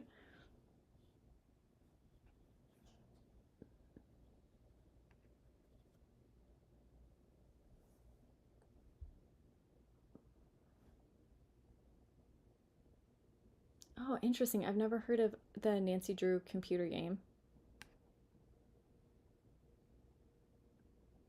and I've never heard of Alien Isolation. Like, I don't know anything about video games. You're not late. You're just in time. Oh my gosh, yes, the Scholastic book fairs. Yes. Yes, I did. I still have quite a few books. I mean, probably like three or four, but that's a lot to hold on to for this long. But I still have a few of the books that I bought at Scholastic book fairs when I was younger.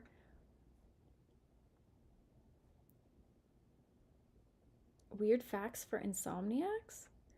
No, I don't remember that.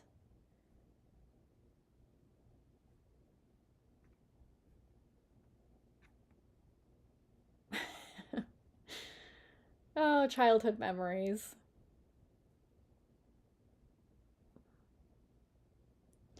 A kid's version of Hamlet?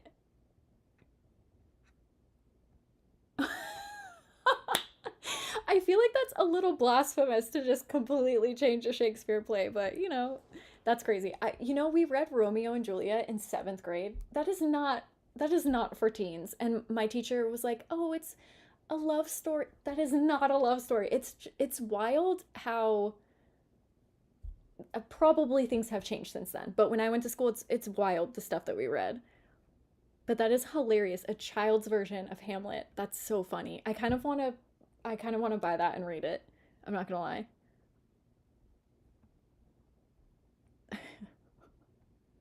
What do you mean? Oh my gosh, The Babysitter's Club. I don't know if I No, yeah, maybe I did read those books. Were those movies too? Someone just told me that The Halloween Tree was a movie. I didn't even know that. So I will be reading the book and watching the movie at some point.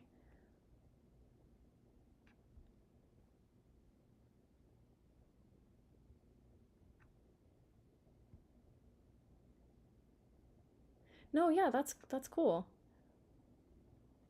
I think that there probably would be games that I would enjoy. I'm always so hesitant to try new things, and then I try them and I'm like, "Oh, that was actually really fun."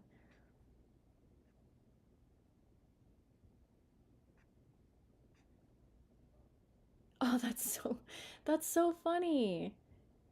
Okay, see that game might be because I'm assuming it's a Nancy Drew game, so it's probably a mystery sort of thing. That seems like something that would be up my alley. I'll have to find that and watch it.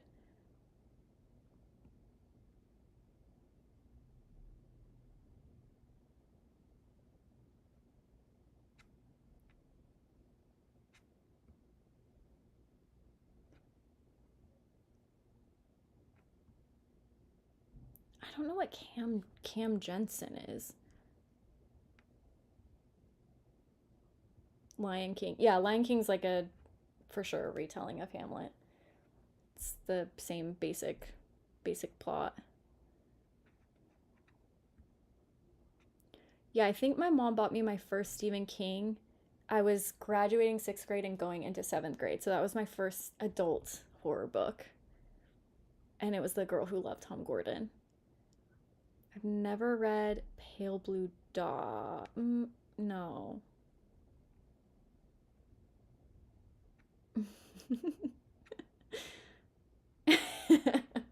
Sorry, Liz. Just making you buy more books. That's what we're here for. I know, so nostalgic. I've never read Cujo. I have it, but I have not read it yet.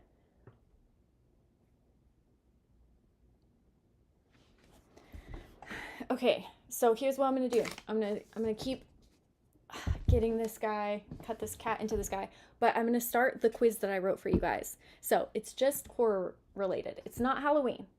I apologize.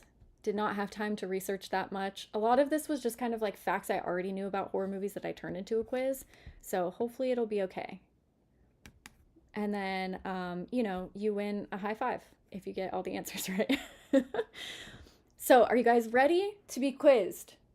And the answers can be none of the above or all of the above for these two. But I'll give you like one, two, three. I didn't do A, B, C, D. I did one, two, three, four. So, um, and you guys can. I'll just give you a second to type in what you guys think the answer is.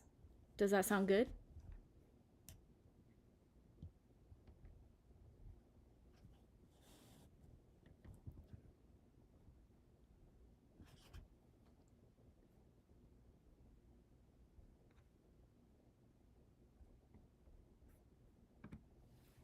Okay.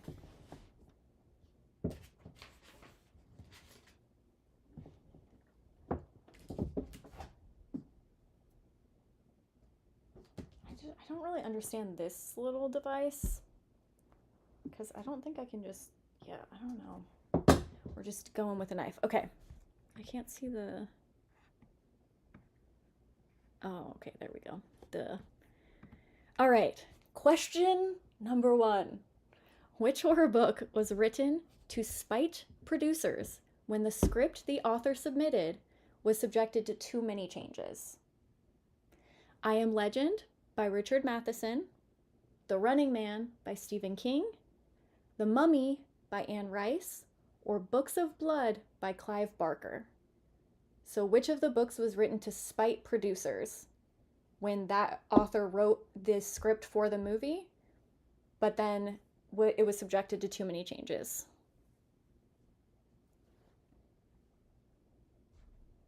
I'll give you guys a second.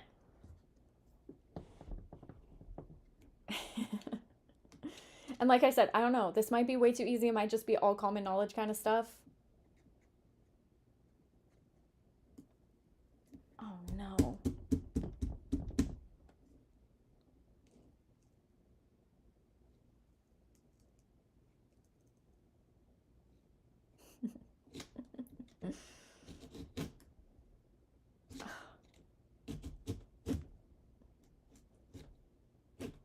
Oh my gosh, this might be the worst carving knife I've ever used. You guys remember that scene in Trick or Treat where he's like, "Don't forget to help me with the eyes"? That's what this is reminding me of.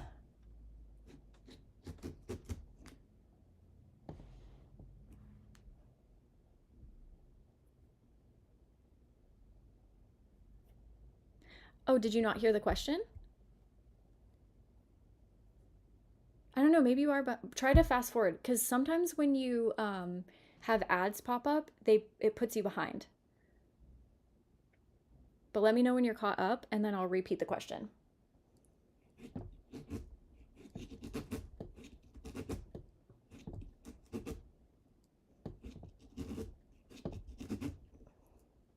I didn't even know there were ads on live streams until I did my first live stream. And then somebody said something about an ad. I'm like, oh yeah. Oh, I just almost took off a finger.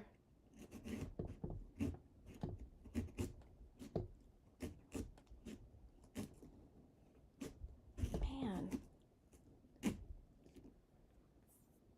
Okay, so just in case anybody didn't hear, the first question was, which horror book was written to spite producers when the script the author submitted was subjected to too many changes? I Am Legend, The Running Man, The Mummy, or Books of Blood? No, I don't think I've heard of Island of the Ants. I'm not sure what that is. I did read the as a kid, which is so funny to read as a kid, but that one where they all kill each other, I can't remember the name of it now. I said ad and it just popped one up. Yeah, they're kind of a pain. Especially for live streams, I feel like. I understand videos or whatever, but live streams... And there probably is a way that I can, like, change them and not put as many as YouTube recommends, but this is only my second live stream, so I'm still figuring things out. Okay. Lord of the Flies, yeah, that's what I was thinking of. Yeah, I think I read that in, like, 8th grade.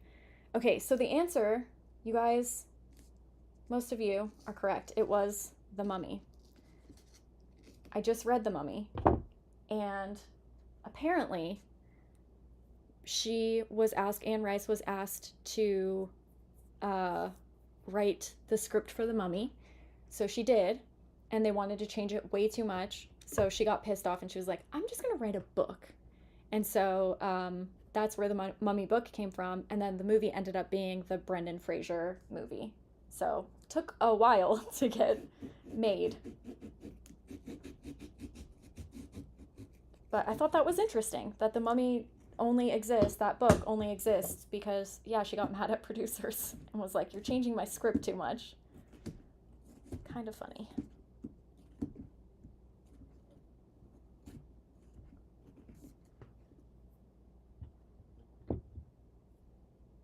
Okay, cool. Okay, yeah, so the first one was, it was The Mummy, which horror movie was written to spite producers. So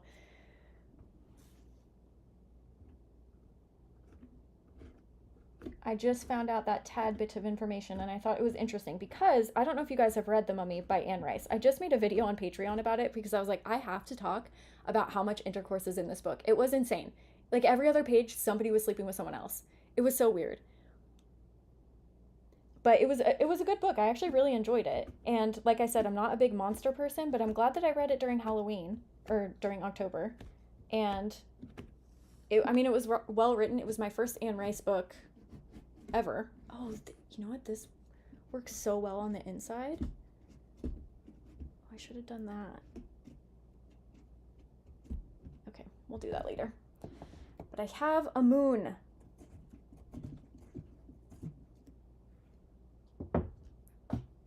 Okay.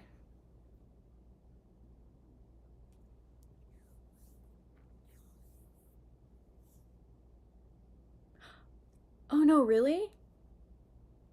Oh shoot, it is. Okay, how do I fix that?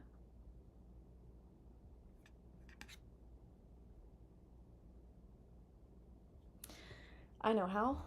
I'll call my husband. Is it maybe my. Hold on, let me double check my camera. Maybe I ran out of battery or something. My camera's working. Practicing, I'm like, where did that thumbs up come from? And he's like, I have no idea.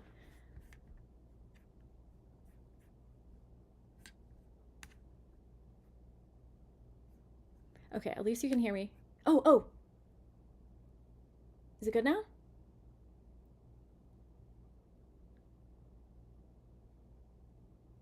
Yes. Oh my gosh, I fixed something without needing to ask for assistance? No way. Okay. I don't know why that happened, but that happened when I was messing around with it one day, and I have no idea. I don't know. I don't know anything. Okay, cool. Okay, so question number 2. Which horror movie was originally filmed in England, but later it was thought that the film would do better for an American audience, so some of the actors' voices were dubbed over in American accents? 1. Wicker Man. 2. Hellraiser. 3. Candyman. Or 4. 28 Days Later.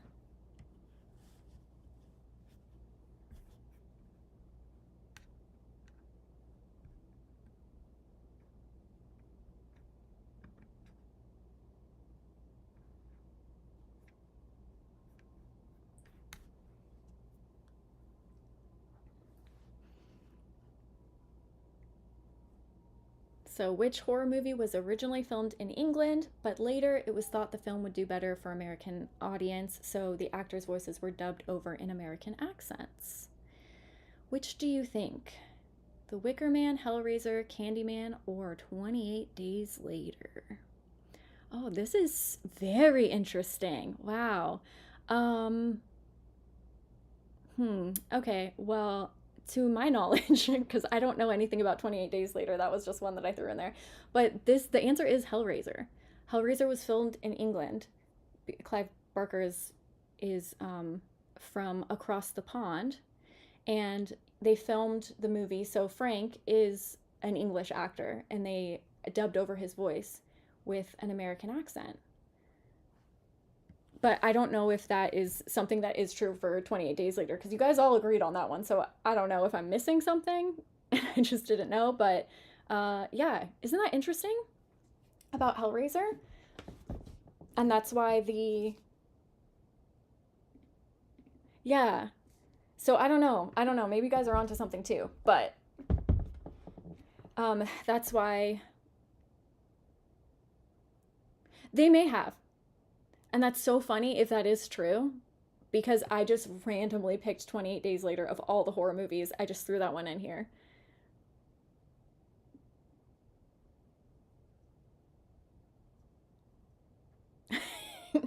Your main thinking was that the main guy looks British.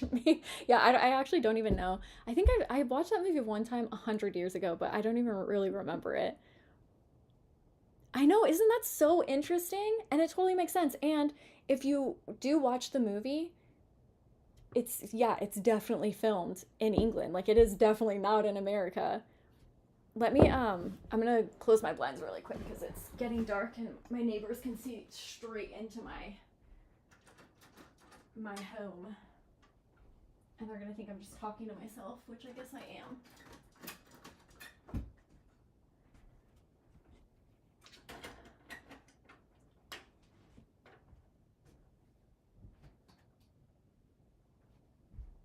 Oh my gosh, neither of my dogs are in here. This is so weird. Usually they are with me 24/7. I can't believe Mosley ditched me.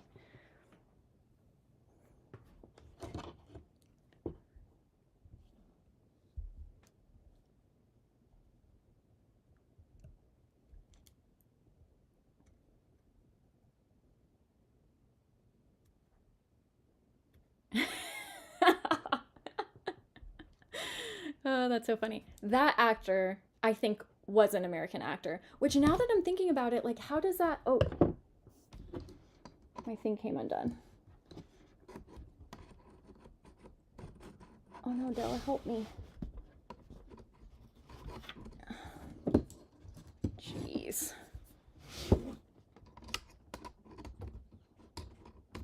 Okay. Hopefully that didn't mess up. What's the internet? Okay. I think we're good. I think you can hear me, right? I unplugged my microphone on accident.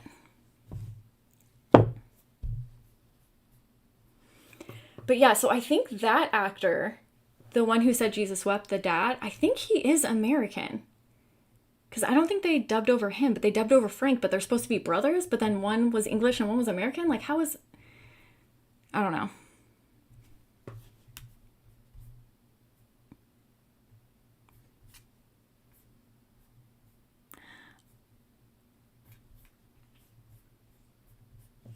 Can you guys still hear me? Is everything still running good? Okay. I always get nervous when I mess something up that I'm not going to be able to fix it. Yeah, interesting. I don't know. But it supposedly they're filmed by the famous river in England. I don't know how to pronounce it. Cat didn't destroy anything. She did. I'll just blame it on her. But yeah, and I think Clive Barker was a little irritated. Like, okay, you're just gonna say this is in America? It's obviously in England. But anyways, okay, number 3. Which original Universal monster movie was not based on a book? 1. Dracula. 2. Frankenstein. 3. The Invisible Man. And 4. The Mummy. Not based on a book.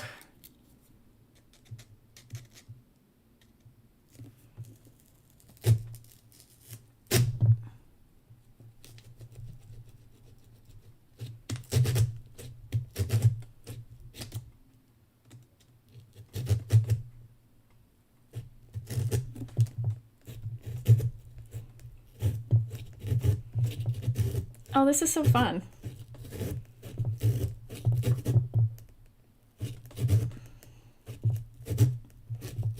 I love this. Okay, well, I'm really glad that everybody's not getting every single one right because I was worried that this was going to be way too easy.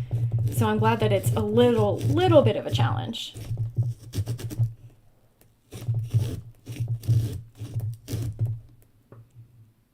The question was, which original Universal monster movie was not based on a book? 1. Dracula, 2. Frankenstein, 3. The Invisible Man, and 4. The Mummy.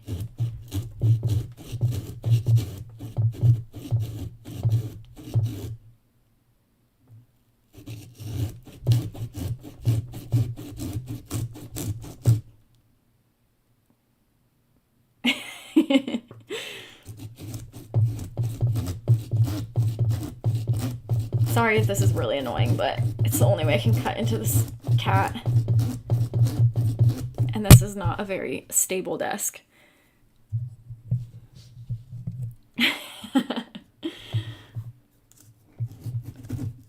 Yes.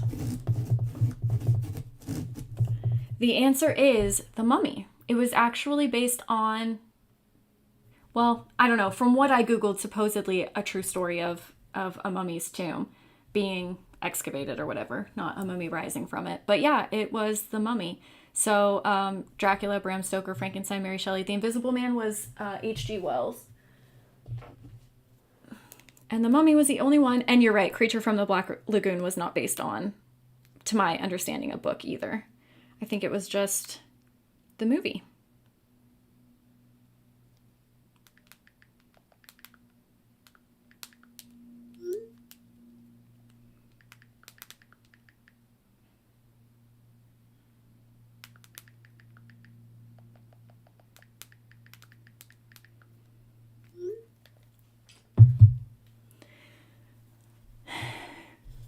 Yay! Okay, cool.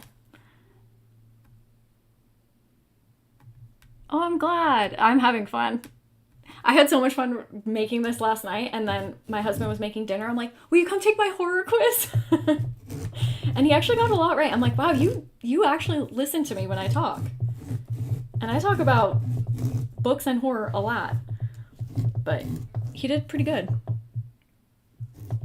Yeah, I was surprised because I asked you guys on Instagram. I was like, what do you guys want to hear? Like, what do you guys want to do carving the pumpkin? And a few of you guys said, oh, we want a trivia or a quiz or something. I was like, oh, that I would have never even thought about that. But I'm so glad you guys said that because, yeah, I'm having fun. And I had so much fun making this.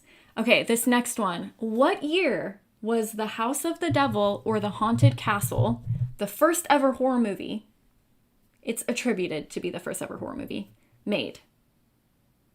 So what year was the first ever horror movie made? 1, 1896, 2, 1921, 3, 1832, or 4, 1901.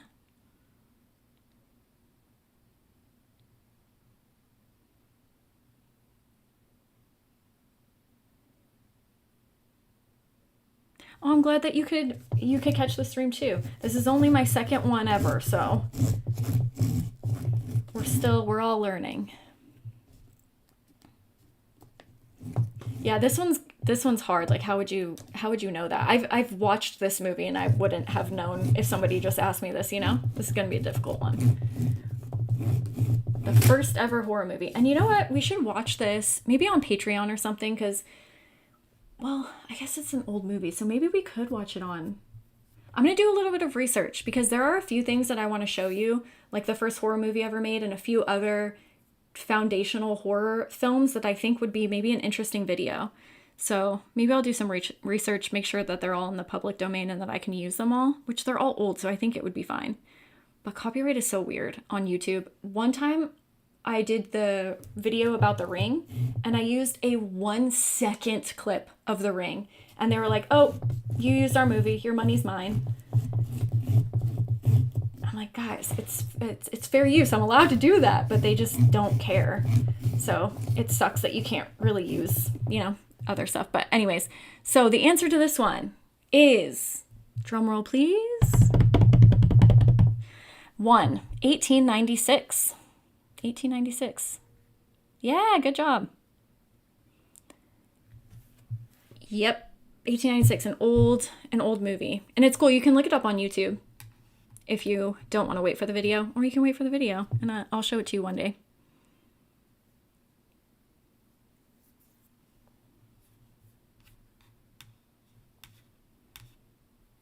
The original Frankenstein movie, you guys want to hear a funny story about this? Maybe I've already told you, I don't know.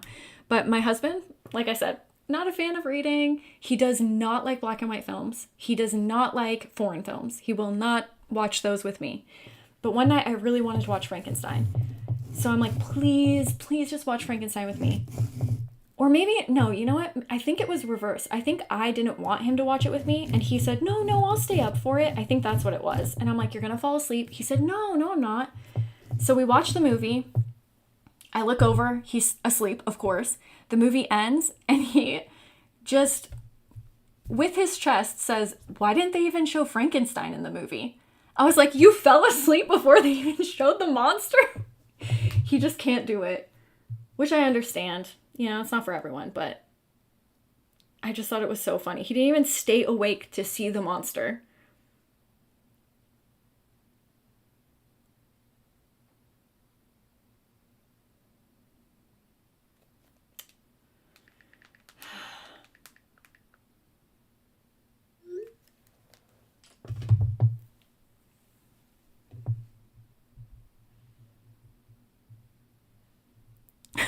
Okay. Doodle Bob is my husband. He said, hey, I tuned in for 2 seconds and you're talking shit. Sorry, love, it's a funny story. I had to tell it. But I also, you missed the compliments. I was complimenting you. I said that you're a great listener and that you did really well on my little quiz. So I wasn't just talking shit, I swear. But that's so funny that you just heard that.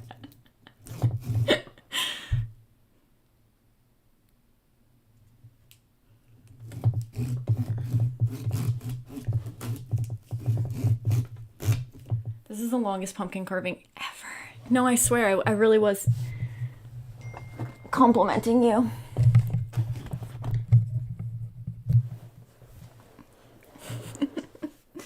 Oh, that's hilarious. My bad. First I forget our anniversary, then I talk crap about you on a live stream. Jeez, rough day.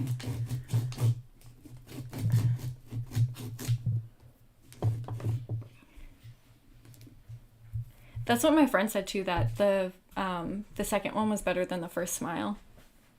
I'm gonna go work out. To the gym? You're gonna go to the gym? Do you know what the 4th anniversary is? It's like flowers and something? Oh, like what you're supposed to do? Yeah. Talk to you. Bye. Oh, okay. Because I just assumed that you forgot too. We haven't said one thing about our anniversary. Yeah, you should feel bad. Last year I bought you a gift and you didn't buy me a gift. And then you're like, oh, it's our anniversary. You want to go to Barnes & Noble? I'm like, yeah, okay. So, what, is it a book? What? Did you buy me a book? I'll be back. Okay. Have fun. Love, this is the smallest carving knife ever. I cannot get this stupid cat. You're supposed to poke holes and then trace. Yeah, I'm not doing that. That takes so much more time. No, you know what you're supposed to do? What it says? You're supposed to poke holes and then use this to... That's not going to work. To like line it up? To just... I don't know. It says... Connect the pokes with a pencil and then carve and cut out the shapes with this. Yeah. I just don't think that thing's very good at cutting paper along with the pumpkin. What's like also this big? I need my drywall saw. Next year. I'm glad they picked an easy design though. Alright, love you. Love you. Have fun. They said bye, Doodle Bob.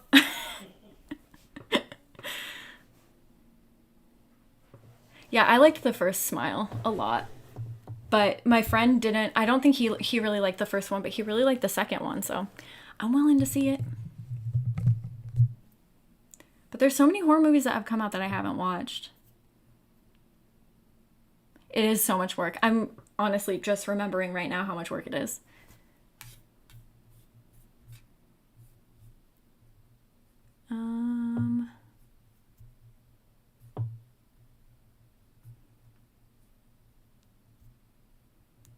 I'm happy you're here. Thank you.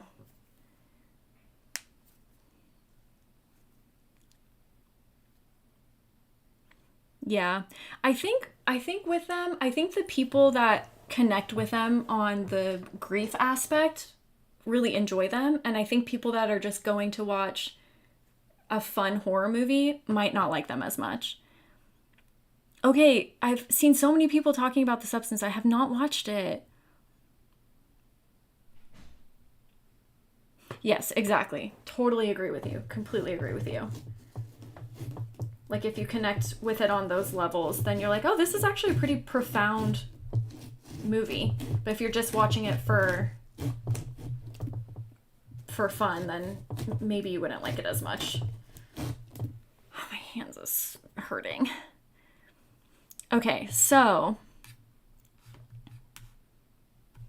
Next question. Which horror movie was inspired by true events? 1, The Exorcist. 2, Fire in the Sky. 3, The Exorcism of Emily Rose. Or 4, A Nightmare on Elm Street. And obviously inspired by true events. The term is used loosely. I'm totally messing up this cat's tail.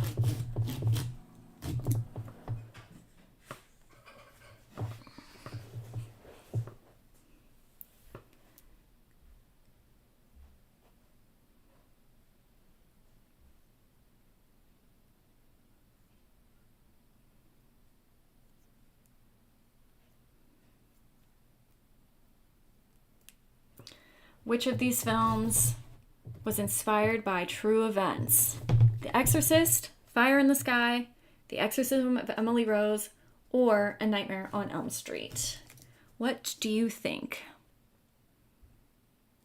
Oh, interesting.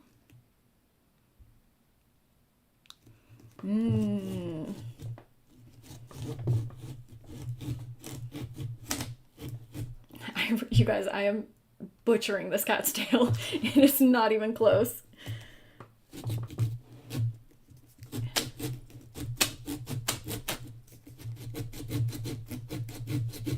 I'm using this picture as a very loose guide for this.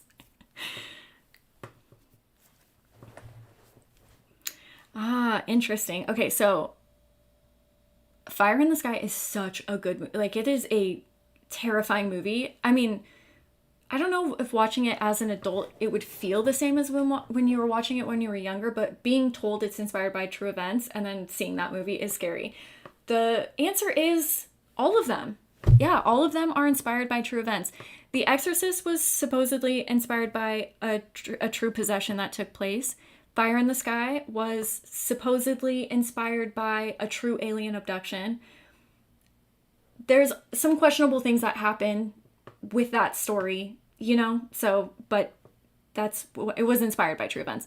The Exorcism of Emily Rose was inspired by the true story of Anneliese Michel, who was, I believe she was a young German girl who had all of these horrific things happen to her health-wise, and they ended up calling in priests and to try to exorcise these demons out of her. There's a book called The Exorcism of Anneliese Michel, and it is so disturbing and terrifying and really sad what that poor girl went through. So whether it's a true or not, you know, like whether she was possessed or if it was just health related, so sad.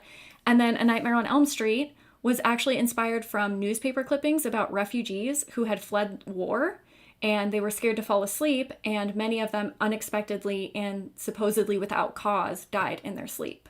And that's where that came from.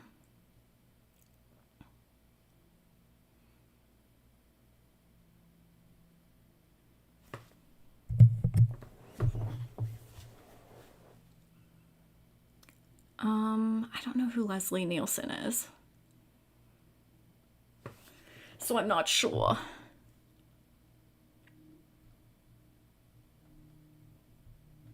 Yeah, super interesting. Yeah, crazy stuff. It's, I mean, that's what's so interesting about horror. But what's more horrifying than real life, you know? A lot of it is inspired by things that have actually happened.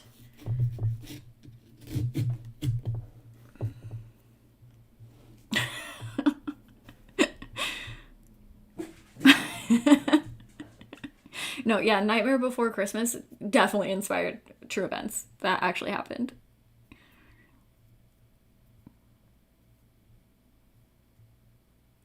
It's called The Exorcism of Anneliese Michel.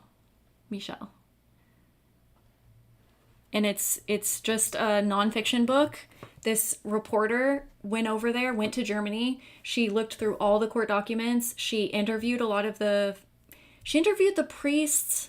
I can't remember if she interviewed the parents or not. Again?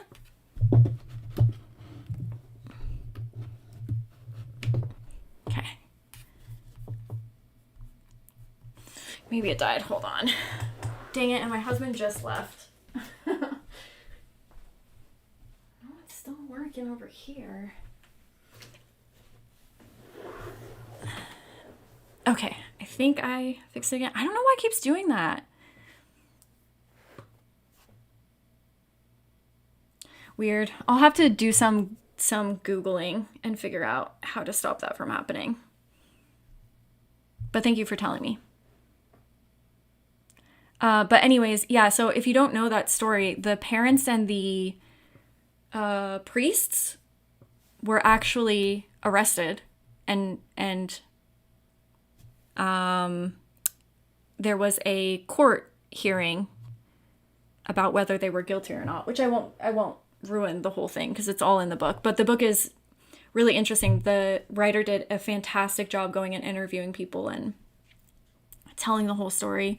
There's excerpts from her journal in there, which are kind of hard to read because at first they're all happy, normal girl, and then sometimes they become really erratic and scribbles, and it's a crazy book.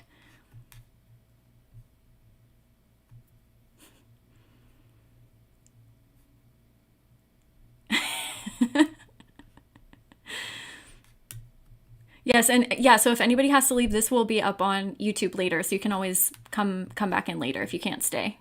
Totally understand.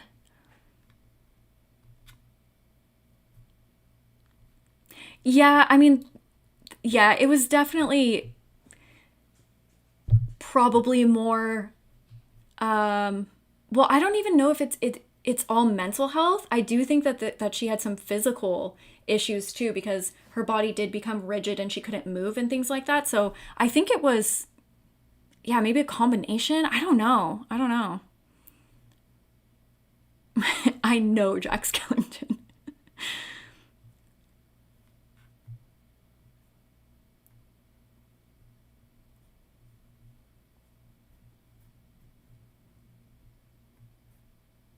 Oh no, I have an internet ghost. Is that what's happening? Okay, our next question, since our video is working now. Wow, really? We've been live for 2 hours? How? I have not even carved one cat into a pumpkin. That's crazy. Time is flying by. Okay, which of these horror films are not based on a short story? Short story slash novella. So which are not based, which of these horror films are not based on a short story slash novella? 1, The Thing. 2, They Live. 3, Black Sunday. Or 4, Black Christmas. Not based on a short story. The Thing, They Live, Black Sunday, or Black Christmas.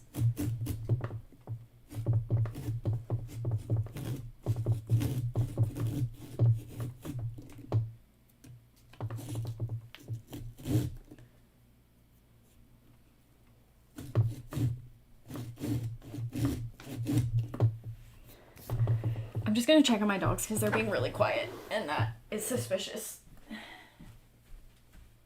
Oh, you guys being good?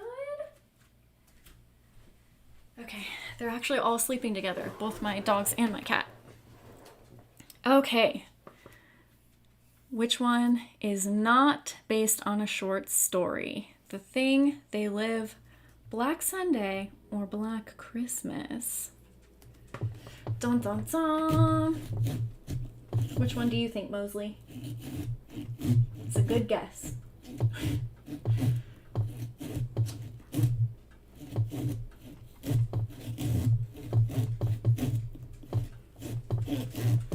I hope this carving isn't super loud into the microphone though.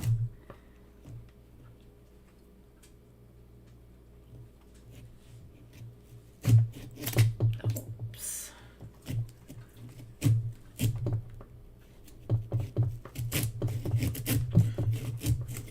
Oh, we're getting somewhere. We're getting somewhere.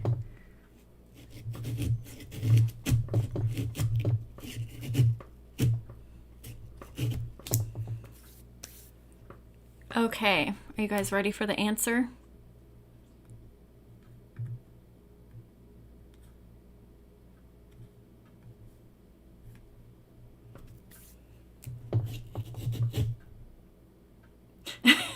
Okay, good. I just didn't know if it was, I can't tell if it's going to be super loud or not. Okay, yes, the answer is dun, dun, dun, Black Christmas. It was adapted into a novelization, but it was not based off of a short story. The Thing is based off of Who Goes There by John Campbell, which is a fantastic book. They Live is based off 8 o'clock in the Morning by Ray Faraday Nelson, which I cannot freaking find. The only place that I found it is in a whole book full of science fiction, but it's like $40. I can't find it on its own. So still looking for it. Eventually I'll do a movie verse book if I can find it. And then Black Sunday is actually based off of a movie called, I don't know how to pronounce this, but it's Vi, by Nikolai Gogol. I'm probably pronouncing that incorrectly too. But that I just purchased because I found that out last night and I was like, that's cool.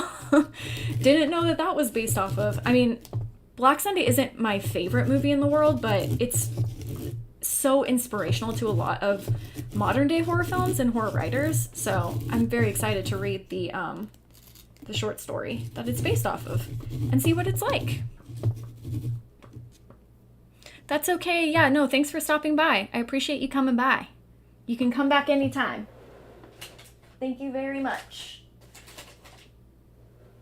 Pumpkin guts everywhere.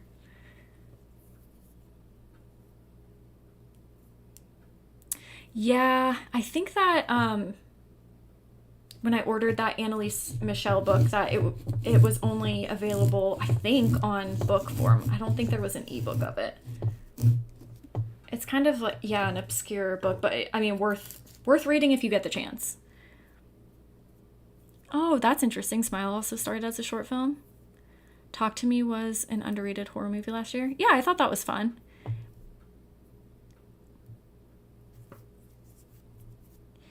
It was fun. It was fun.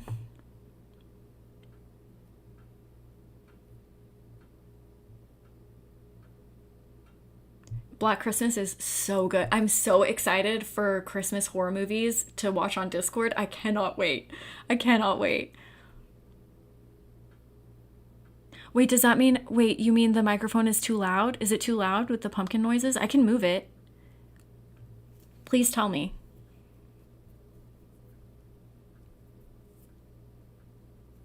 Thank you so much. I'm going to look this up. Let me grab a pen. Where is there a pen? Dang it. Dang it. Dang it. I don't think there's any pen close to me. Oh, yes.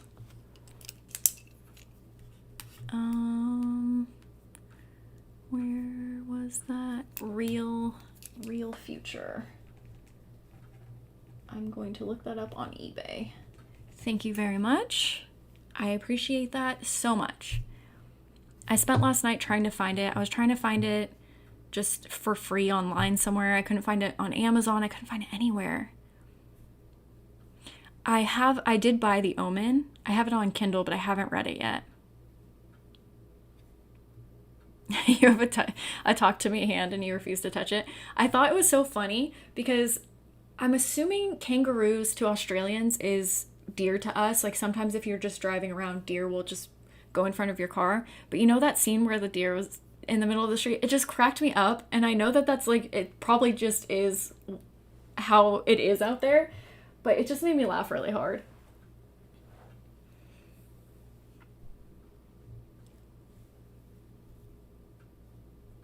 But yes, okay, that's a good question. If you could do the talk to me hand, would you?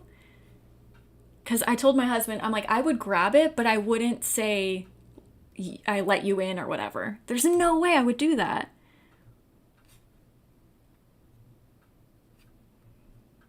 No, I have not read Lost Gods. Actually, I don't think I've ever read anything from that author. That's so nice. I will be reading Dracula this year. Hopefully next month, maybe in December, but I will be reading it before the end of the year.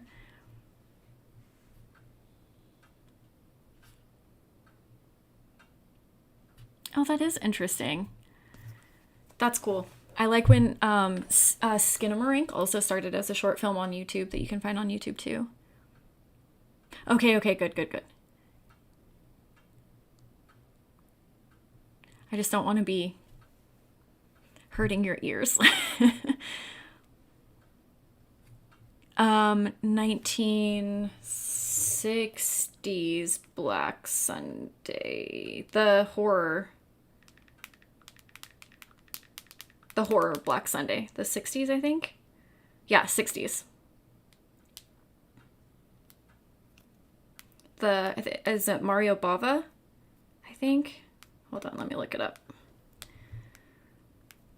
Dun, dun, dun. Yeah, Mario Bava. Some good old Italian horror.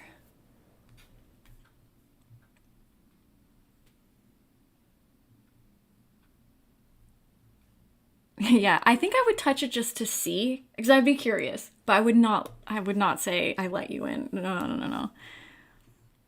It's the hand in the movie Talk to Me. They hold it and they can see. I don't want to give anything away from the movie, but they can see things.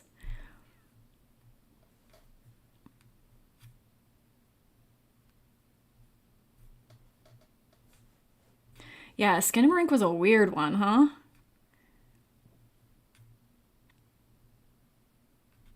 You guys want to see something cool? I got this book. I think it was from my used bookstore. It's the annotated Dracula, and it has all of this historical knowledge of where it takes place, different things about the story. I want to read this so bad, but I mean, this is going to take me 100 years to finish. But isn't that neat though? It tells you just all sorts of stuff. It says introduction notes. It's illustrated with maps, drawings, and photographs. So I don't know if I should read Dracula or if I should just suck it up and try to do this version of it, but this is going to take forever. But it's a cool book, and it was $5 at my used bookstore. Can't beat it.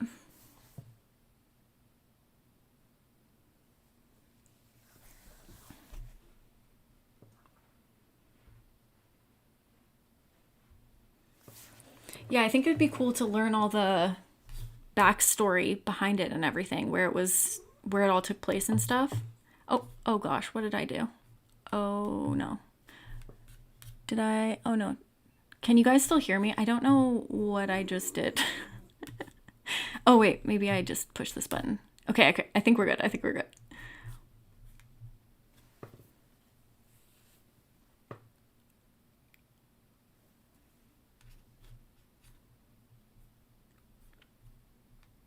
Okay, cool. I just pushed a button and I thought I messed up the live stream. Oh, that's interesting. It starts in May and ends in November. Yeah, that would be kind of cool to read through it. One of you guys told me, I'm reading The Night in the Lonesome October by Roger Zelazny, something like that.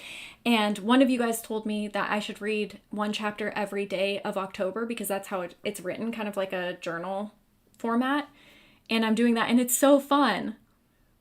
And did you guys know Suspiria is also based on a story? I have it, and I will be doing a movie versus book on that. It's loosely based.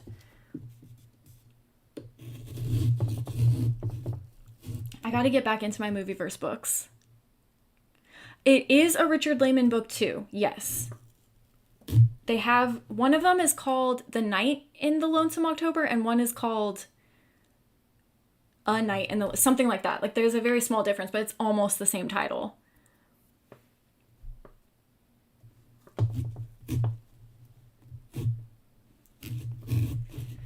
Yeah, kind of funny. Which I do want to read that book too. But that one I was like, I'll just wait till November because, like I said, it's way too hot out here. And I think that one's, somebody said it just was kind of a good fall book to read. Okay, our next question. Oh, we're almost done. Really? Which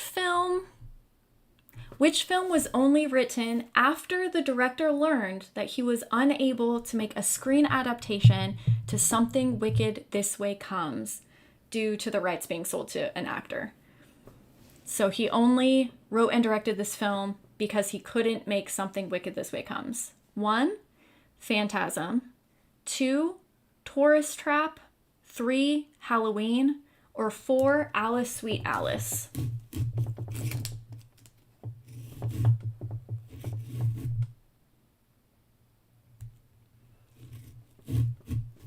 Oh, I've never, I'll have to look that up.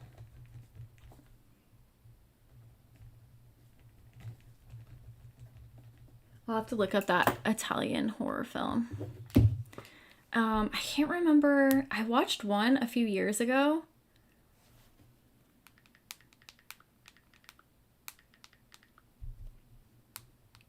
that blew me away that I loved. Oh, it was this one. Kill Baby Kill. No, no, no. Wait, was it this one? Counter supernatural forces. He investigates a village. Yeah, I think it was Kill Baby Kill. I really, really, really love that one.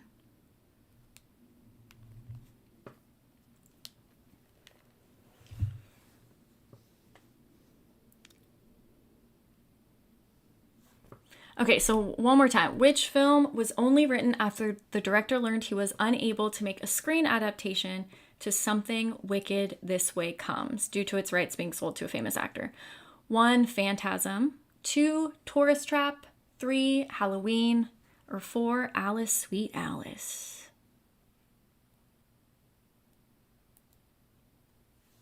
I think, isn't there a movie of, I think there is a movie of Something Wicked This Way Comes, right?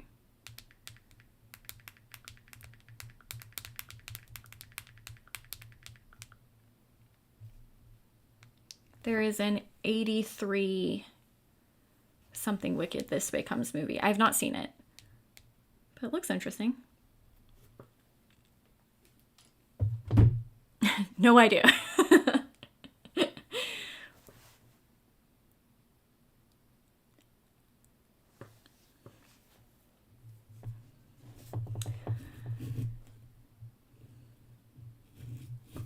It's a Ray Bradbury book. It's about these little boys, or these younger boys, where this demented kind of circus comes into the town, and they know something's off.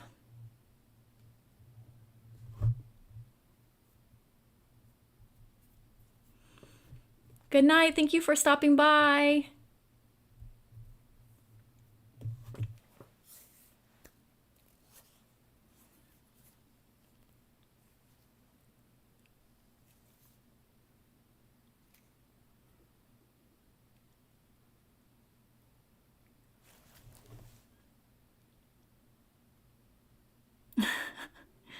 I don't know who Rupert Everett is.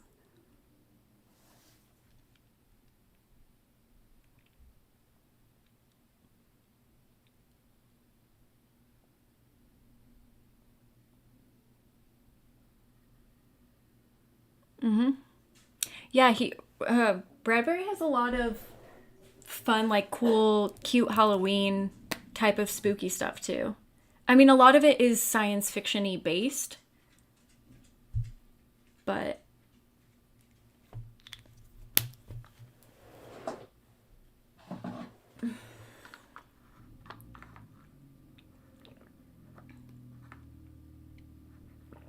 all circuses have demons. Yeah, definitely supernatural kind of stuff. The answer is Phantasm. And if you think about it, it does actually make sense.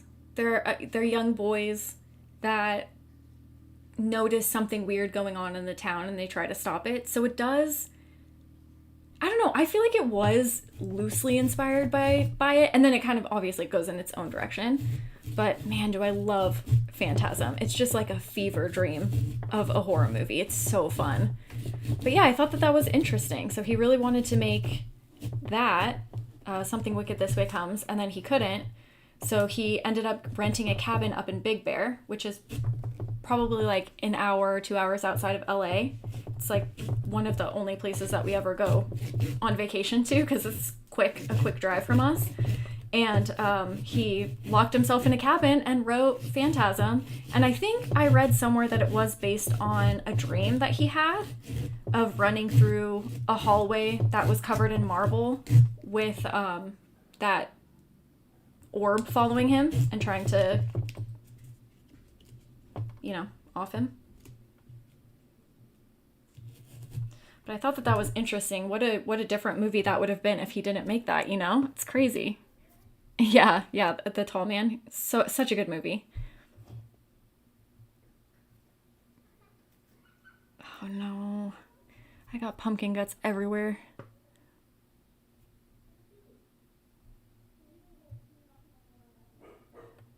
I haven't watched all of the Phantasm movies. but the first is one of my favorite horror movies of all time. Yeah, those metal balls are terrifying. It's such a good movie. But maybe I will. Maybe I'll watch all of them one day. Guys, I'm almost done with this flippin' cat. No, I thought you had to use the outside to make pie, no?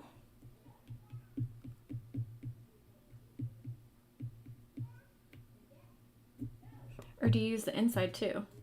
I don't know. I don't cook anything. I am not. My husband is actually really, really, really, really, really good at cooking. So he is the chef in the family. Oh, almost cut off my finger again.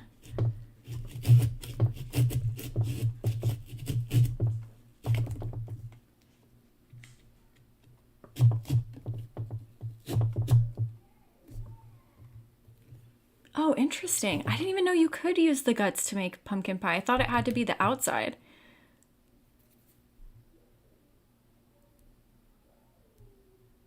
Like I said, you do not want me in the kitchen.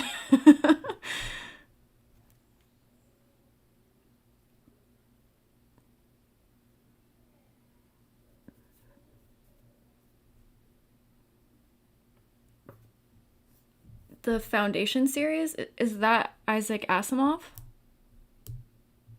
Or am I thinking of the... I'm thinking of the iRobot ones. Maybe I'm wrong.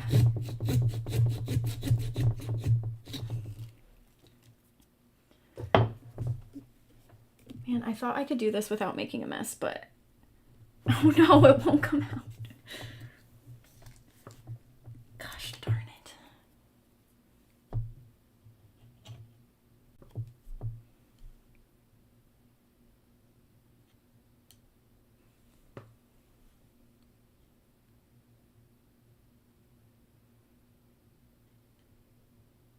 Yeah, that's what I thought. Use the smaller pumpkins to do it. But that's cool that you can use the insides so they don't just go to waste. I'm not really big on the puppet dummy kind of stuff usually. But I will tell you a funny story. When I was younger, one of the first horror stories that I wrote when I was a little kid, because me and my family, we had these porcelain dolls, and we all would get them, even though they scared the crap out of us, and they were terrifying and expensive. Like, I don't know why our parents bought them for us. But anyways, I had a few of them. I still have them. They're in my garage. And one of the first stories I ever wrote that I still have is about my dolls coming to life and trying to kill me. So apparently I was scared of them as a child, not as children.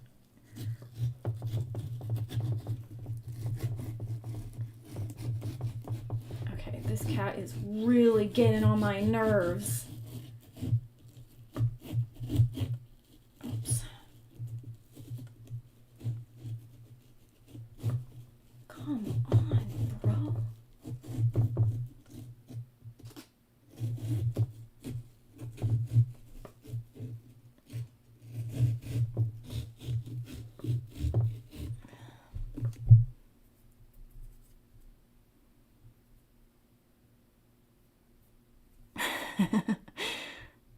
I hope you are doing well too. I'm doing great, except for this cat is making me so angry because I can't get it out. But yes, I'm doing good.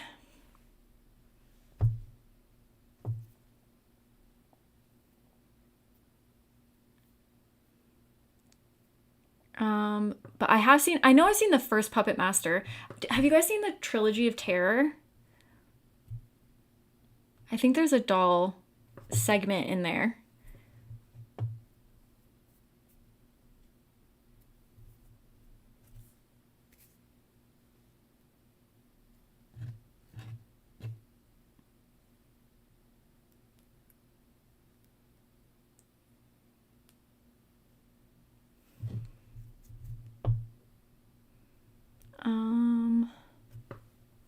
Is that what the Foundation series is? Is that the iRobot series?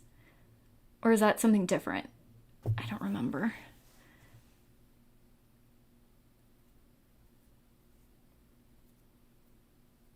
Yeah, I was so many children. All of the children.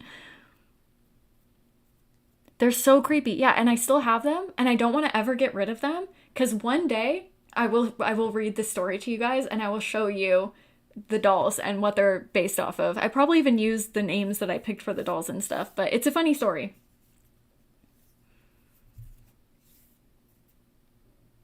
Yeah, I definitely don't think I've seen the third Puppet Master movie.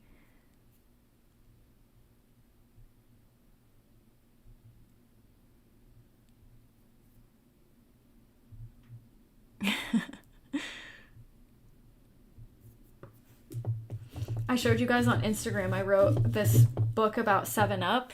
I don't know if I showed him over here, but this is 7 Up. He's my snake. I was obsessed with snakes when I was little, and this is so embarrassing, but I used to carry him around in my shirt in elementary school.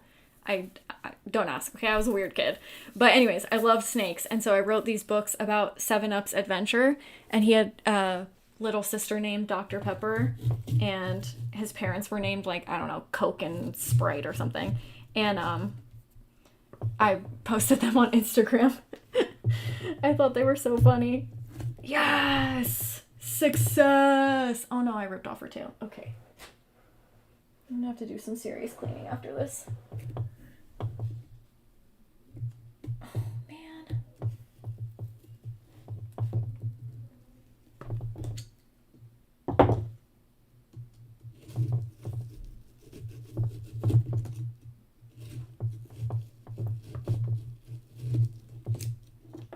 Yes! I did it!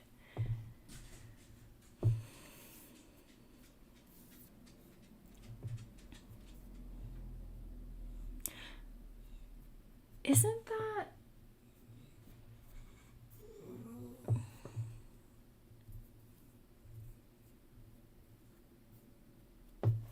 I honestly haven't read creepypastas in a really long time. I do like books that were derived from them. Pen Pal and that new book that We Used to Live Here. Those were both derived by, I think, those creepypasta sort of things. Like they both started as that and then turned into whole novels of their own, which I think is pretty impressive.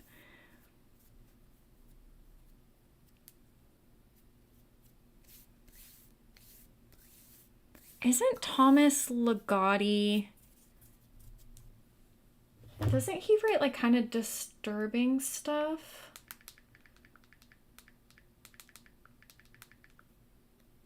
Yeah, I have this book, The Conspiracy Against the Human Race, which is one of the books that I wanted to read for a reading vlog. Because I think it's weird. Or it's, came up when I searched weird books or whatever. Um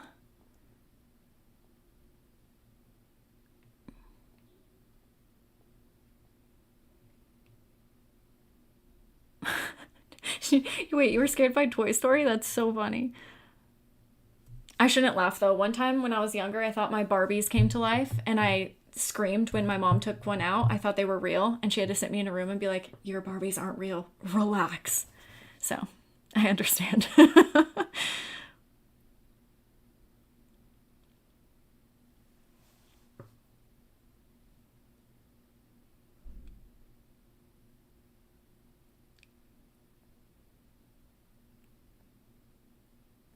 I don't know what Small Soldiers is.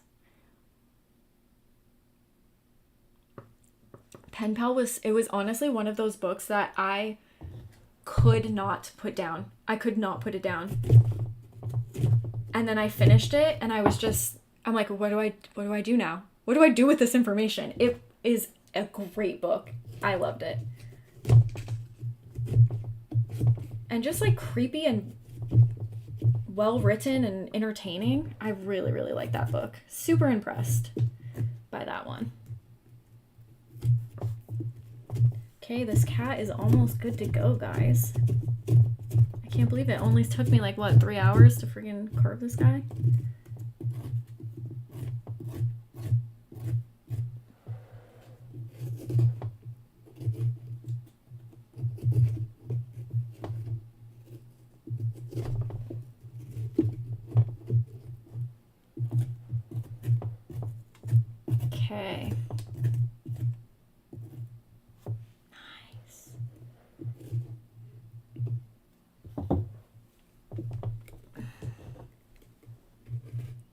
Still so freaking stringy. Oops, oops, oops, oops.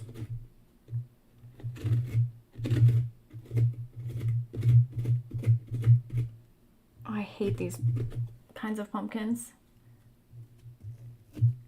Has anyone gone to the pumpkin patch this year?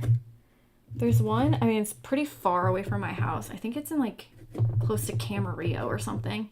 But there's one pumpkin patch that's so fun. But I haven't been yet this year. I don't think we went last year either. Oh. And now we're running out of time. This is almost freaking Halloween.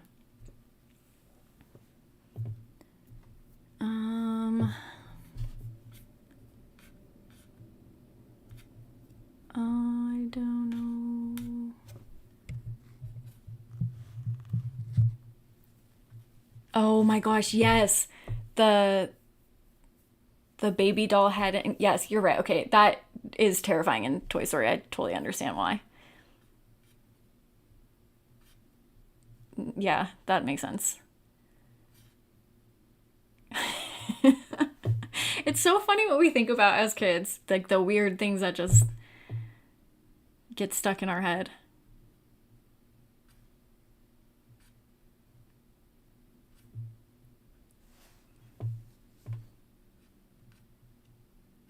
Oh, interesting.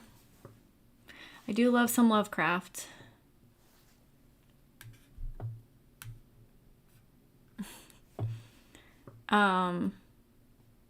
Doppelgangers.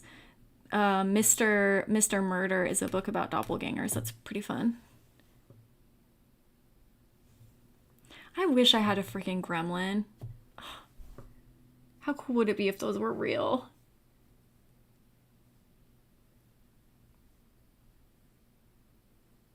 I know, isn't that so funny? For Patreon today, we watched Hocus Pocus, and I'm like, the very beginning of the movie, they are sucking souls out of young children, and then the witches get, and I'm like, this is for kids, and there's so much adult humor in it. I'm like, man, they really don't make movies like this anymore.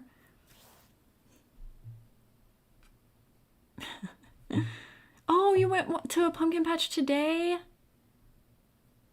Yeah, I probably won't make it to one now that I'm thinking about it because it's the last weekend. Last weekend's over. Unless I go on Halloween, which maybe I will. I'm honestly a little scared to take off the paper because I don't know if it's going to look like a cat.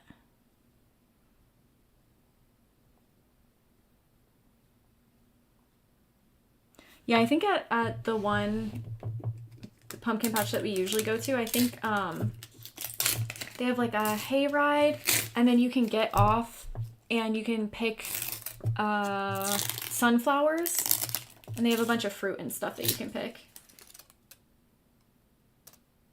I'm not sure that this looks like a cat. I'm not positive that you're gonna know what this is. I'm gonna have to wash this. I should have put down something.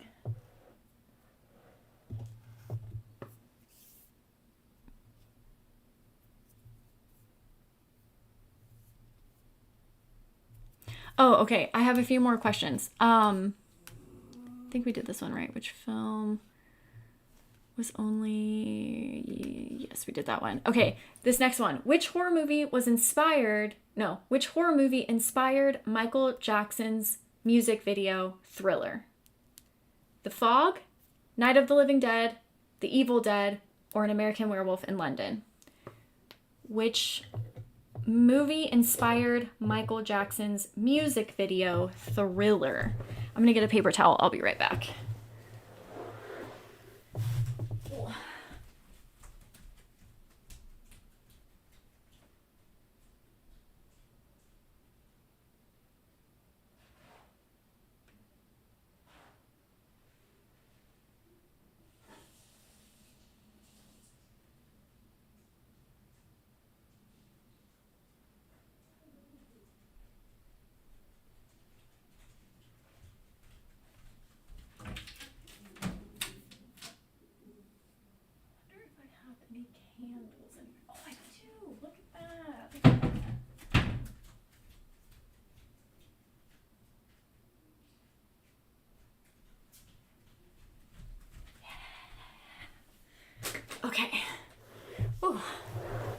Okay, which horror movie inspired Michael Jackson's music video Thriller, The Fog, Night of the Living Dead, The Evil Dead, or An American Werewolf in London?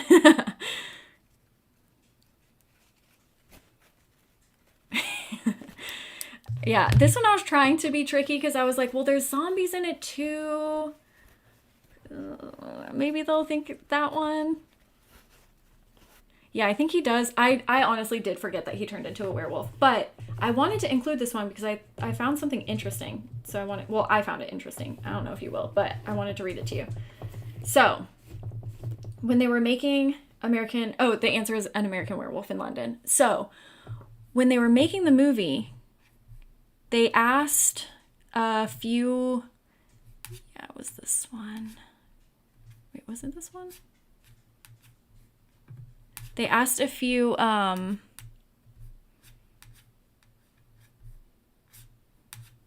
Sorry, I had it pulled up and then now it's. Here we go.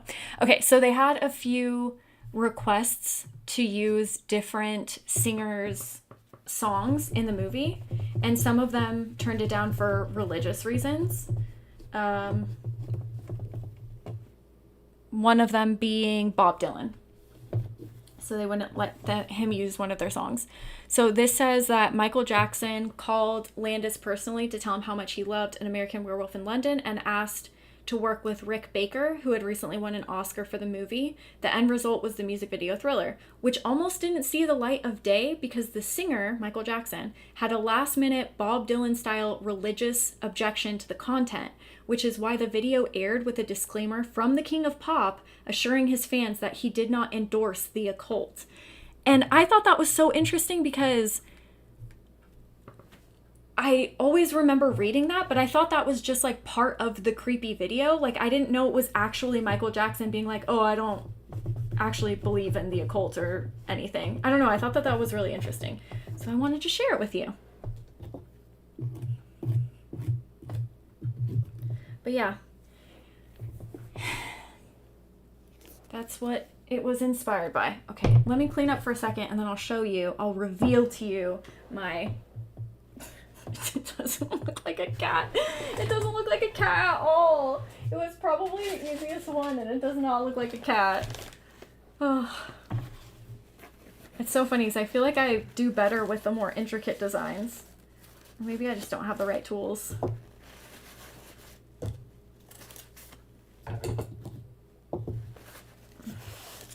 Oh, there's pumpkin everywhere.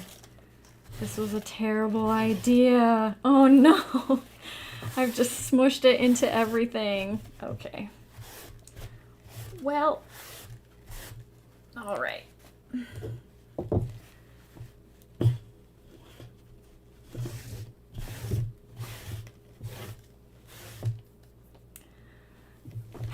Okay.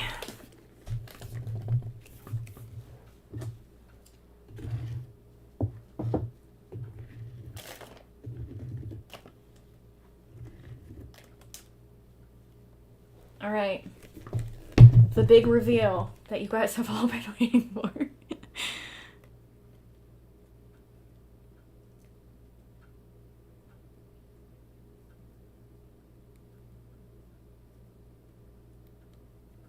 Oh, I don't know.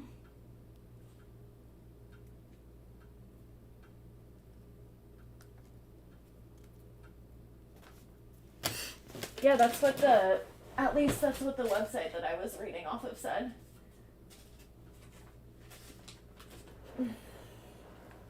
I have pumpkins everywhere. They're in my nails, they're on my carpet, they're everywhere. Okay. I found a candle somehow. And it's covered in dust.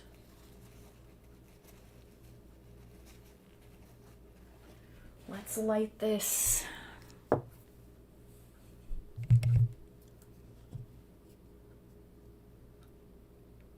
Okay, I have there are two more questions actually.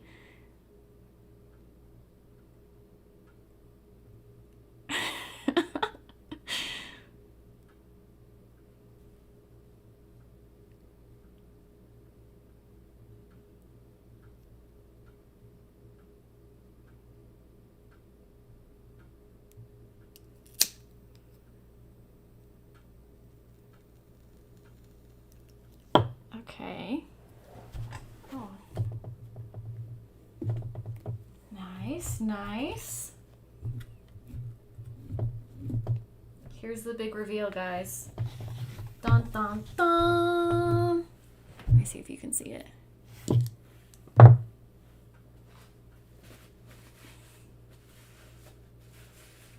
Man, it's so far behind. Okay, I'm gonna turn the lights off for 1 second so we can admire the beauty of the cat. Wow.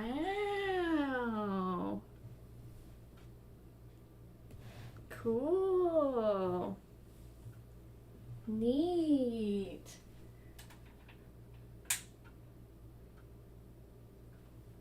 Now I have to get approval of the demon. Wait, come here, come here, come here.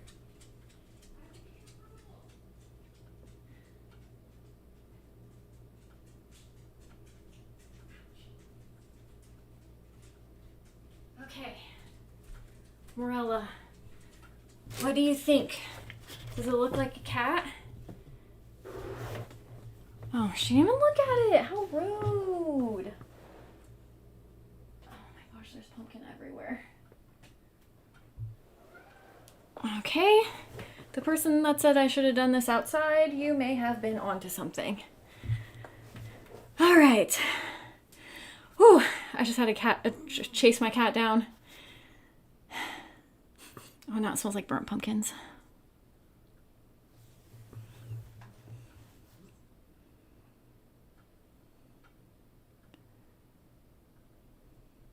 I feel like the top, I think, looks a little like a cat. The bottom, it doesn't even have legs.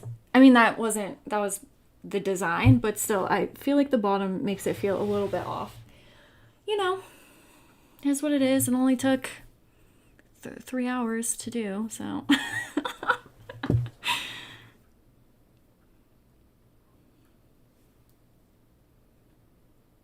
Oh, is that what she is? A brindled and calico mixed together. Someone else told me that she was calico mixed with something. I don't know. All my animals were just rescues, so I don't know what any of them are. I know, so rude. She didn't even care. Yeah, she said 2 paws down. she's not into it. I know, now I have to sacrifice a virgin for her or something. Oh, is that what it's doing? It's sitting with it, probably with its like paws tucked under. Maybe that could be it. Oh, there's nothing that smells better than a burning pumpkin.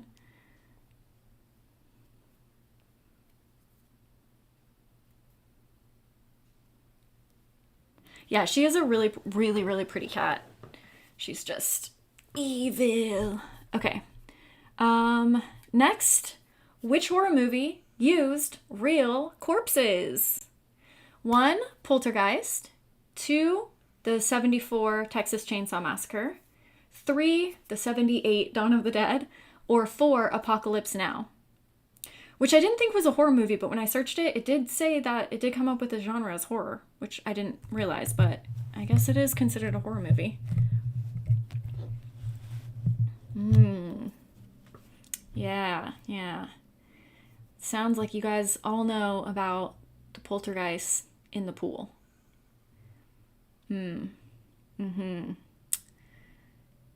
Interesting.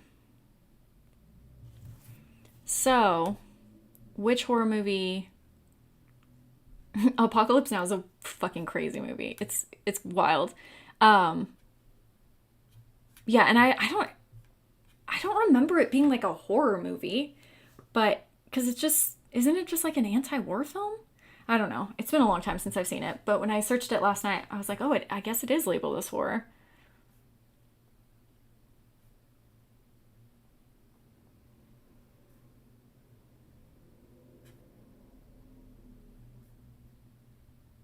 Yes, so the answer is, according to the website that I saw, all of these movies.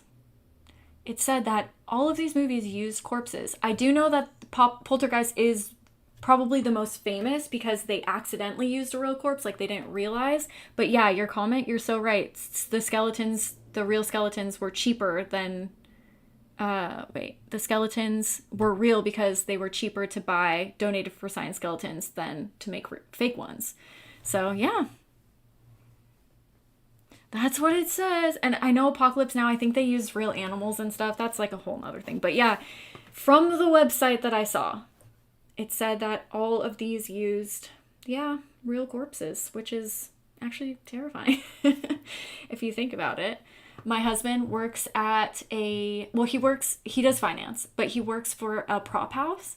And so sometimes when we go there, he will take us through like the whole prop warehouse, and yeah, we get to see all sorts of spooky stuff. That's where I didn't give any context. I just thought it would be funny if I didn't say anything. But if you guys follow me on Instagram, I posted a picture of just like a bunch of drugs. Like it was like cocaine, heroin, like and they were all just props for a movie, of course. But I just thought it would be funny to post that with no context whatsoever. But they have like a whole section of fake bones and animal bones and stuff. It's really cool. Yeah, yep. So I think it's all of them. Well, at least, yeah, like I said, it's the website that I used. I know Apocalypse Now used for sure real animals, and I know Poltergeist used them, but yeah, that's what it said, that so did Dawn of the Dead and Texas Chainsaw Massacre. Very interesting stuff. And then the very last one that I have for you is, which of these horror films were never banned? Never banned. Friday the 13th, Part 4, the final chapter, Killer Clowns from Outer Space, Black Sunday, or The Human Centipede? Which one of these films were never banned? Prop warehouse / mortuary. That's funny. No, I promise. I promise he works at a prop place.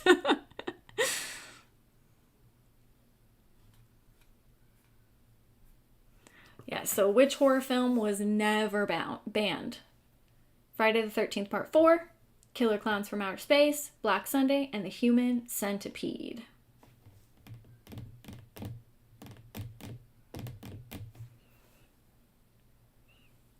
I'm glad that you guys haven't gotten every person hasn't gotten every single one right. I was a little nervous that this was going to be easy, but yeah, I like this. Like, this is fun. This was really fun. Any more guesses before I give you the final answer?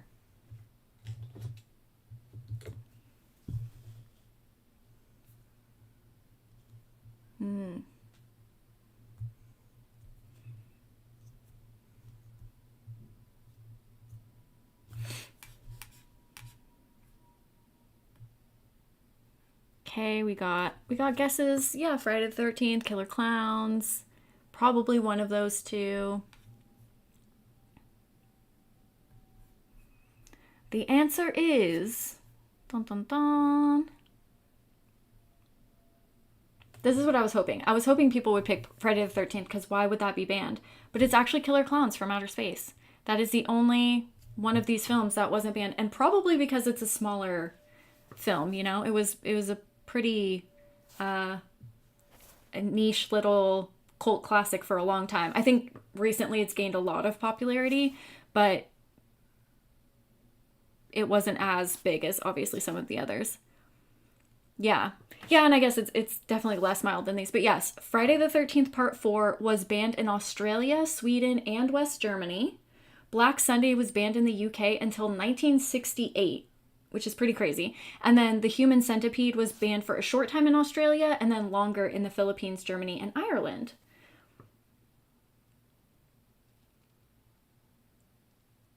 Wait, Killer Clowns got turned into a game? I love the resurgence of older horror films. And that's one that I think deserves it. It's so fun. It's so fun.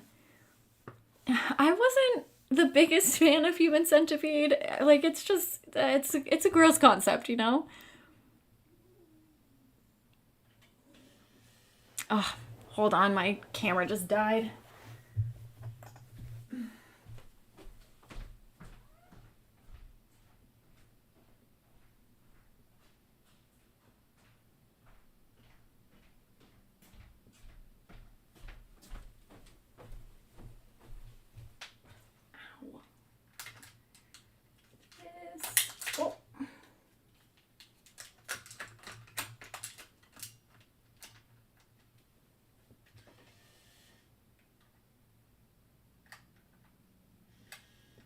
Too close. Too close. Don't want to be that close.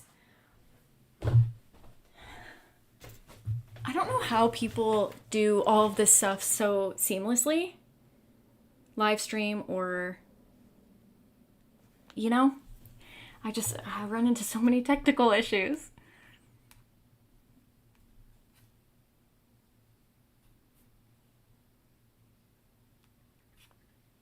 Yeah, that's I think not funny, but it's kind of funny if you're filming something and then you're like, "Oh, shoot, we've just been using a real dead guy this whole time."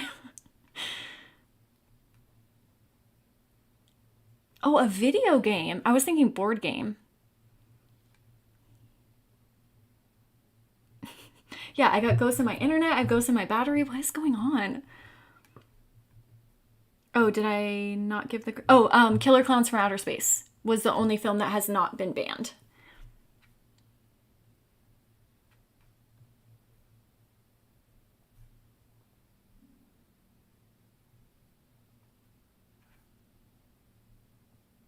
Yeah, there's so many. Imagine all of the old horror films that people don't really talk about. Like The Stuff is one of my favorite. I mean, it's the background of my phone, it's the background of my watch. I love The Stuff. And it's just one that just isn't noticed enough, you know? And it's got some great deeper meaning in there about consumerism and the industries and how they just will make do anything to make a profit and don't care about the health or well-being of people. It's such a great film. I think actually I'm going to do I have so many video ideas. But eventually I will do a video and a breakdown of The Stuff because I do love that film so much. Yeah, I feel like that's a lot of the time when people are introduced to movies is when they get remade and then people realize, "Oh, there's an older one left that they hadn't seen before."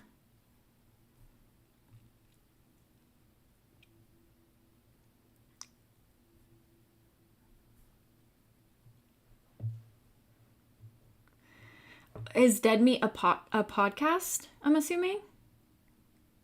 I don't watch a lot of horror stuff. Usually, I usually just watch like comedy podcasts and stuff if I'm gonna watch something. But I'm sure I could learn so much information if I did.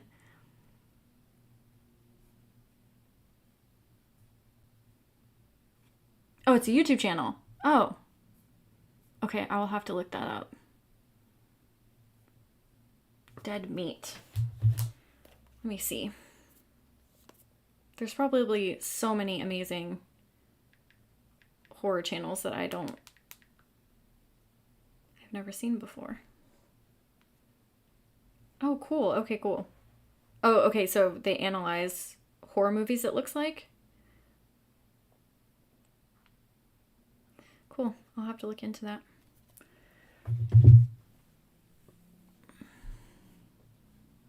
Oh, so they exclusively talk about just the kills in the movies? Oh,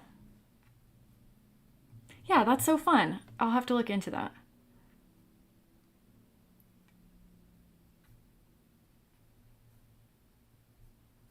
Cool. Thanks, guys.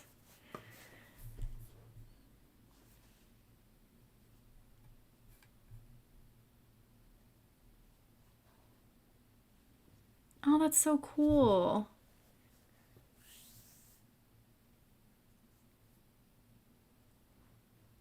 Falcon Lake. Ghost Story.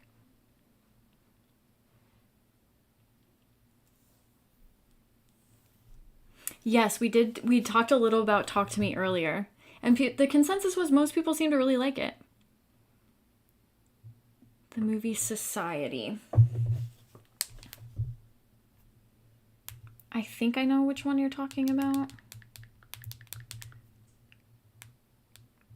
Oh, I don't know if I've seen this.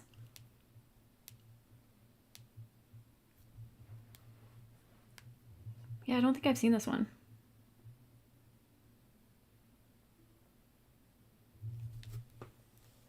I'll have to add that to the list as well.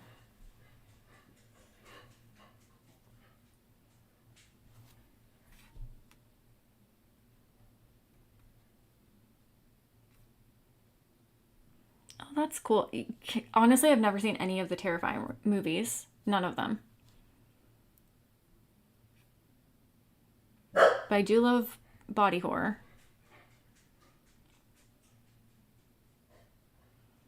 Okay, I have to add that to my list. You guys all love it.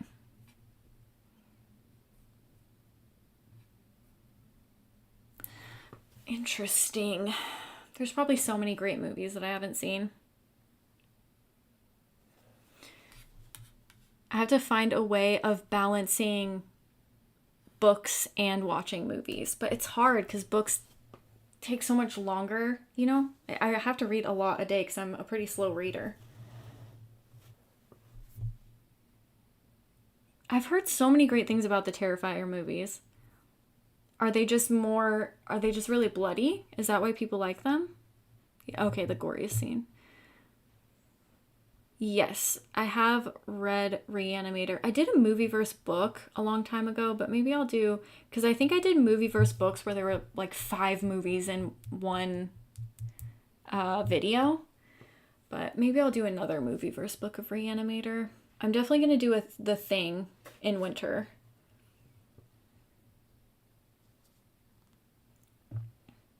Yes, that's exactly what I look for in horror movies. I love practical effects. I'll have to see it. Yeah, I don't know why. I just never got around to watching it.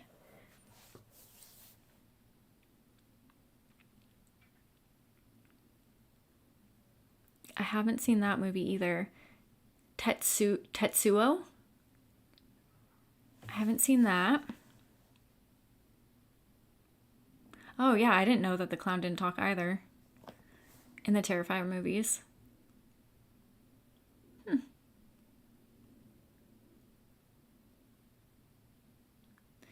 I have seen a lot of people talk about Terrifier 3, that they weren't as thrilled with it. But I don't know, I've never seen any of them, so I'm not sure why.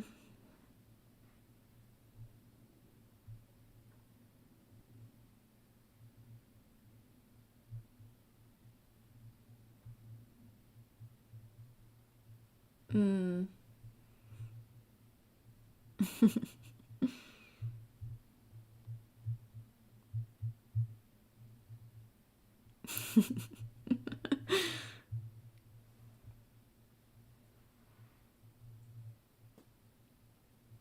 um, do you watch movies based on horror books even if you expect the movie to be bad? Mm, mm,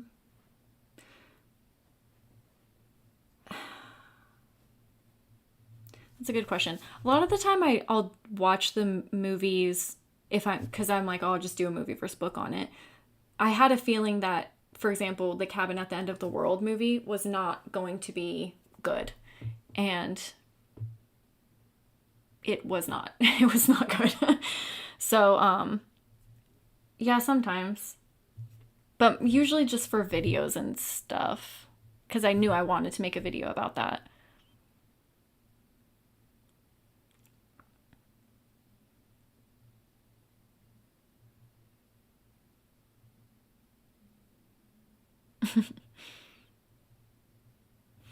All right, you guys talked me into it. I'll watch Terrifier one of these days.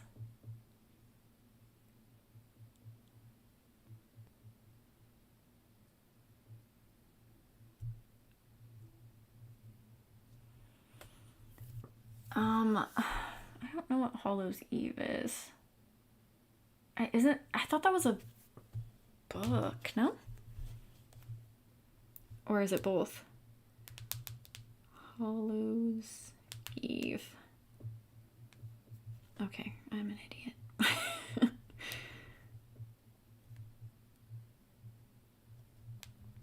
Okay, yeah, I'm thinking of the book.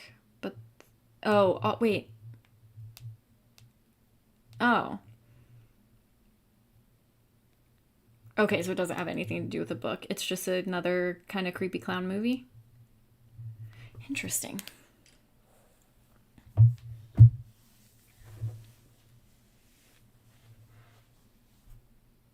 Man, I look away and then I completely lose where I was. Uh,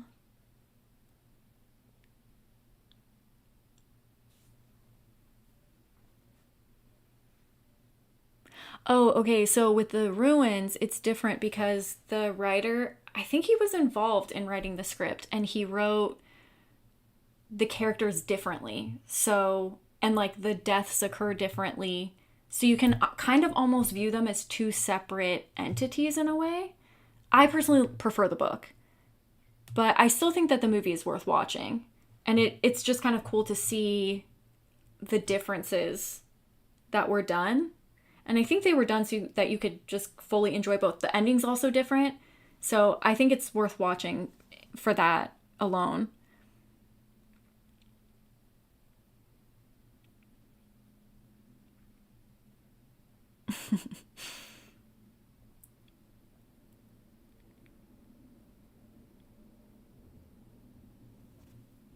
Yeah, Pet Cemetery is one of my favorite books of all time.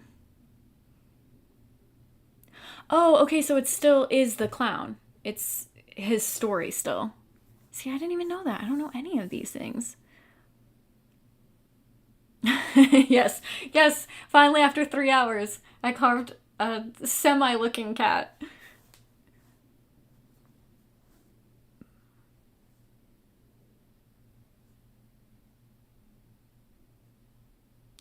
Oh, interesting.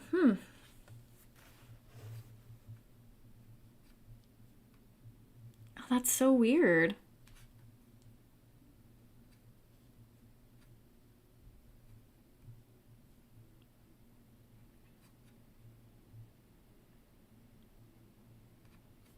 Mm,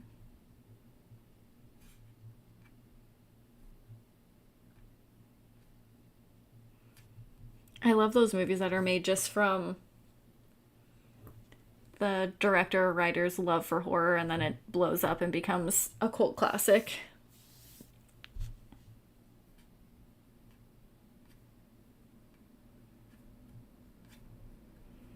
Okay, what scene? The Saw. You should YouTube the Terrifier Saw scene. I'm gonna have to get an AirPod.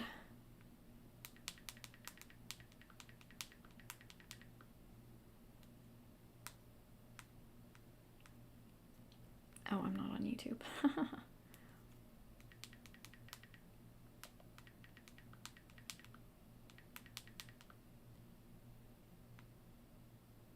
mm, I only see. I don't see a specific Saw scene. Oh, but I see. I see. I can't bleep. This is why I don't like live streams as much because I can't bleep myself and I have to be a little bit more cautious on what I say. But anyways, I just googled Terrifier Saw scene and some interesting things popped up that I didn't realize that they go there. So now I'm very invested in this story and I will be watching those movies.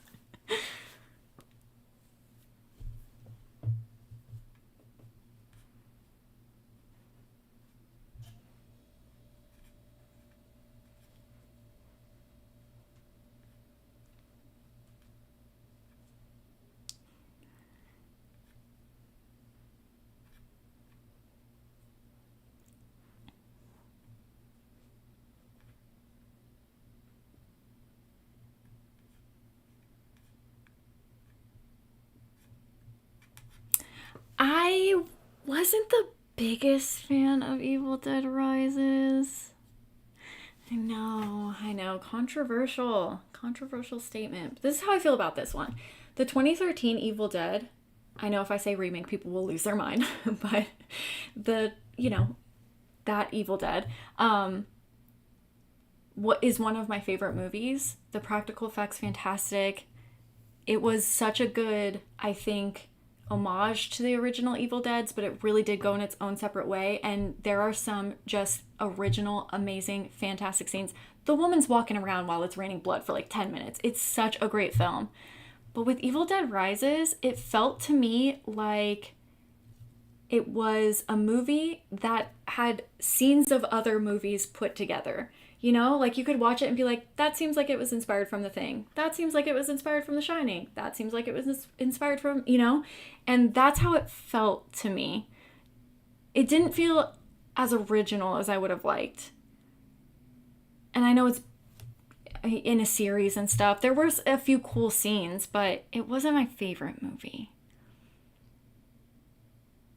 Yeah, I couldn't find it either, but I did find some other interesting stuff. So you got me invested, and I will be watching it. I also found a list of on IMDb. Is it this one? It is most shocking and banned horror movies. So I kind of want to make a video where I just watch the most shocking and banned horror movies for a week or two.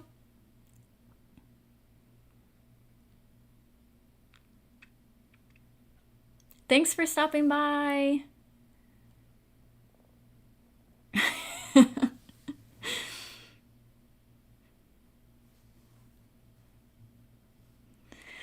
Yeah, I wouldn't be surprised. I wouldn't be surprised if they got rid of that one, but I'll watch it and I'll let you guys know how I feel.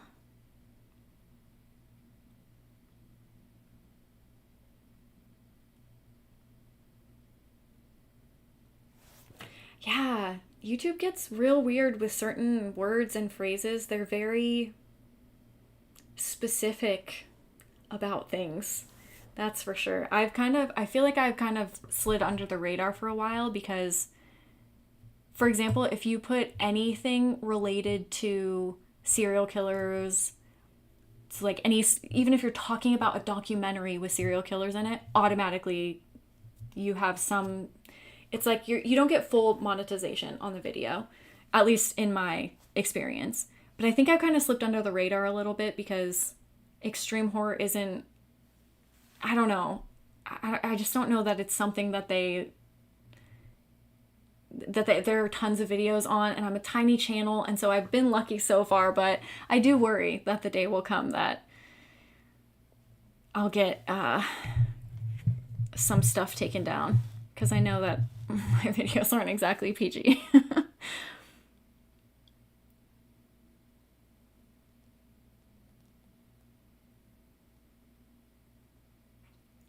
I know that you have to be really, really careful with what you say the first few minutes of videos. And I try to bleep out some of the stuff at least. But yeah, I have been lucky so far. Yeah, I just don't watch TV shows ever, to be honest. I will watch one episode and then just never go back to the show again. The only shows that I watch are just shows from the 90s that I fall asleep to, like Frasier and Golden Girls. I just can't get into a TV show. I don't know what it is. I haven't watched, if you named one TV show, I haven't seen it. If it's not Frasier and Golden Girls, I haven't seen it. I just, any of the popular shows, I can't get into TV shows. Oh, When Evil Lurks. Yes. That was such a fun, like, that's what I'm talking about. That was such a fun, original. There are some genuinely disturbing scenes in there where you're like, oh, I've never seen anything like that. That's kind of more, I feel like, what I look for with horror. Yes, very bleak. Just so fun. So fun.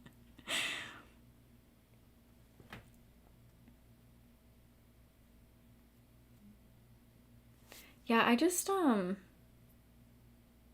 never go back to it. I like to sit down, watch a movie, and then that's it. I don't have to go back or think about it again. And we started watching The Terror, the TV series based off of the Dan Simmons book. It was great. The first episode was great. Never went back to the second one. I just can't do it. I don't know. A Serbian film? Oh, God. Oh, man.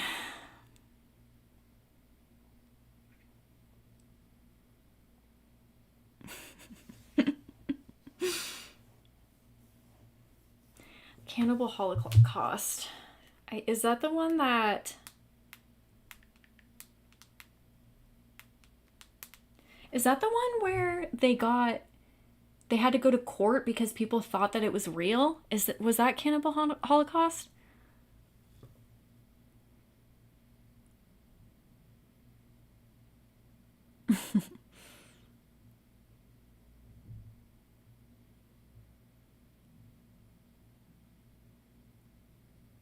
Yeah, that's exactly how I feel. It was a great show. They did a great job with it, but I just never went back. The Blair Witch, they thought that people thought that it was real, yes, but this one they actually had to go to court because people thought that the movie was real, like the deaths in the movie actually happened. So they had to go prove that it was just a movie, which is pretty crazy. And I think that's the one where animals actually die in that one, right?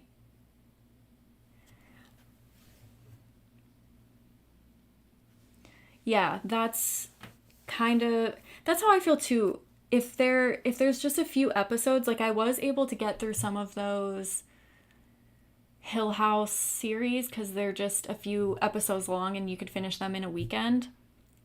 I can't even remember the director's name. The guy that did Doctor Sleep. I can't remember his name now. Mike Flanagan? I don't know if that's right.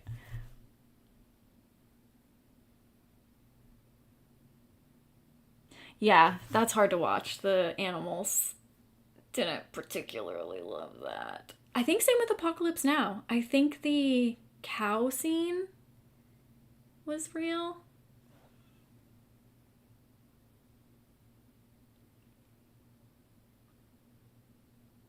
Yeah, well that's the thing. Yeah, I definitely don't like just sitting down and watching 8 hours of a show a day. That's why I don't do it.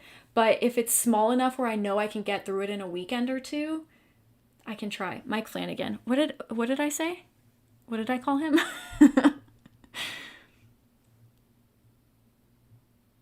Oh, and the extended cut.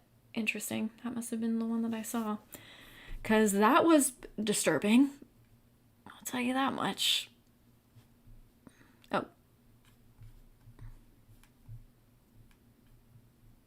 doing The Exorcist, what, like a show? Oh, I did say. Okay. I thought I called him something else. And I haven't even seen cuz he came out with I only saw Hill House and one other the Turn of the Screw one that he did, but I didn't even see the other one.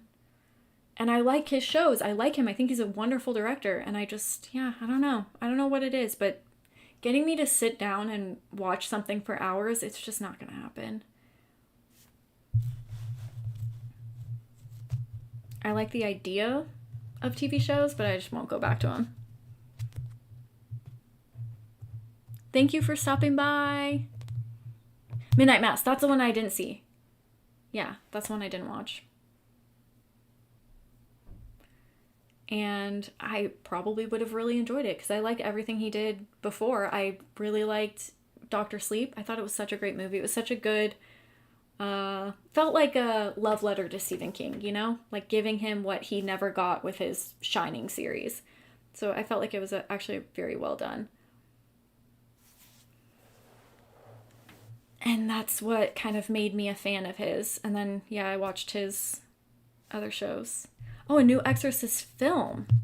Interesting. Okay, well, if he's in charge, I'll be down to watch that. I know, didn't they just remade an Exorcist, did they not?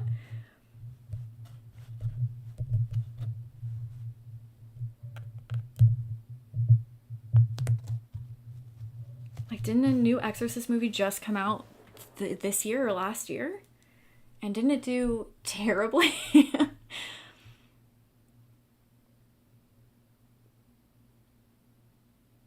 Oh, okay. Well, Gerald's Game wasn't my favorite, but I've liked everything else he did. He also didn't he do Oculus too?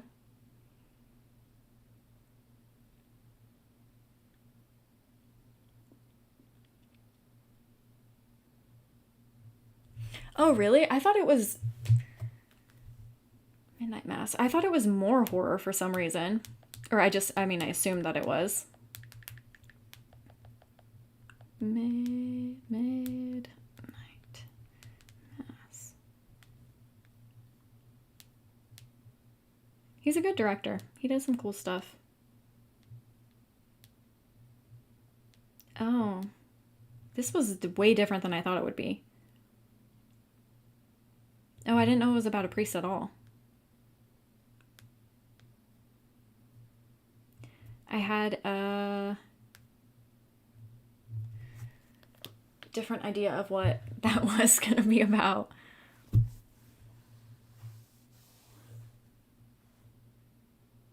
I wonder with him in charge, I wonder what it'll look like. I don't know what Life of Charlie is. The new SK movie? Are Stephen King, I'm assuming you're saying? I don't know what that is. Oh, yeah, maybe that's why.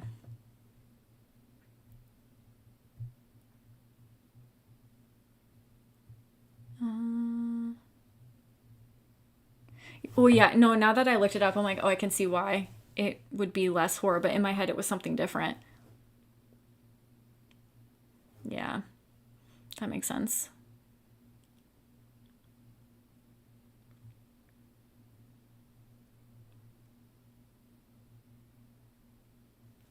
A better Midnight Mass was a better Salem's Lot, a better movie than or like better than the movie Salem's Lot, or the book.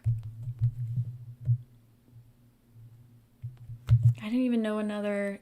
I don't even know what is Life of Charlie? Is that gonna be a new book or what is it? What do you mean?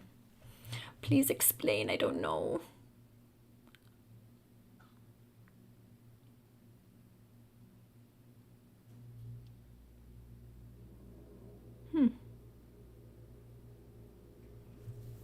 Yeah, I don't know anything about shows. And I know there's a lot of great ones.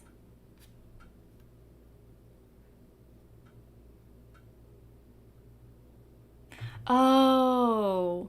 Oh! Wait, the cool one in If It Bleeds? Is that's I don't want to give it away, but that's the one about the guy. Oh, I can't say anything without giving it away.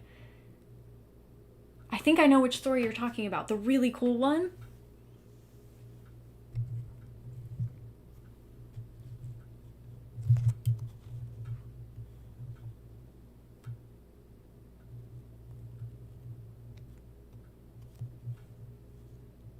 Oh, wait. Okay, that is going to be such a cool movie. I loved that short story. I thought it was so cool. Okay, yeah. Yeah, I'm like, how do I say what it's about without saying what it's about?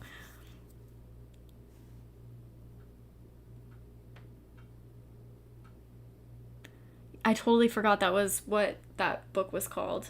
Interesting. Yeah, it's in If It Bleeds.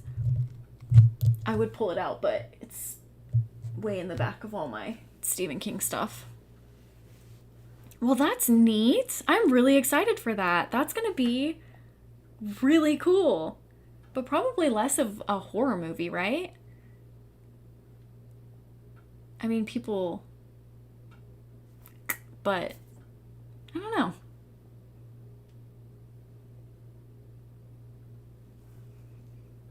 It'll be interesting to see what they do with that. Very neat. Oh, yay, this was fun.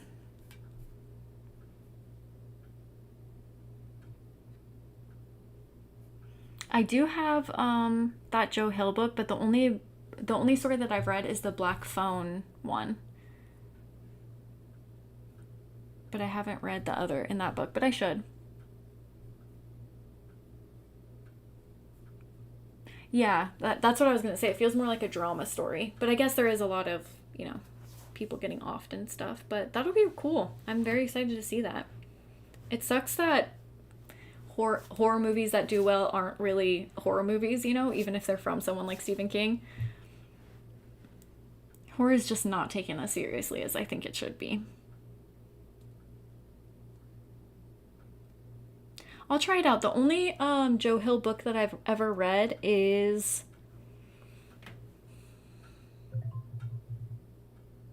I don't even know what it's called. But it was about a guy, like a rock star guy who collects haunted stuff. Does anybody know what I'm talking about?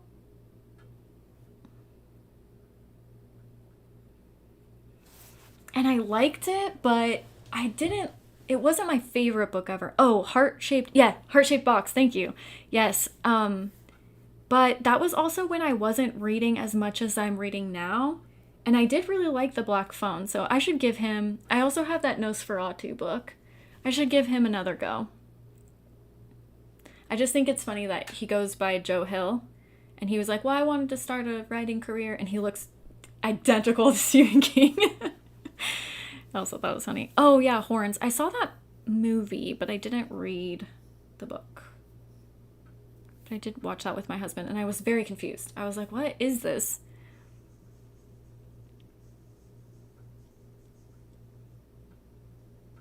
The Horns book or the heart shaped box book?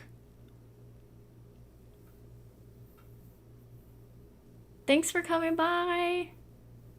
You won't miss much. We'll be leaving in a few minutes too. Oh, that's so funny. He was the little boy in Creepshow. I'm trying to picture him.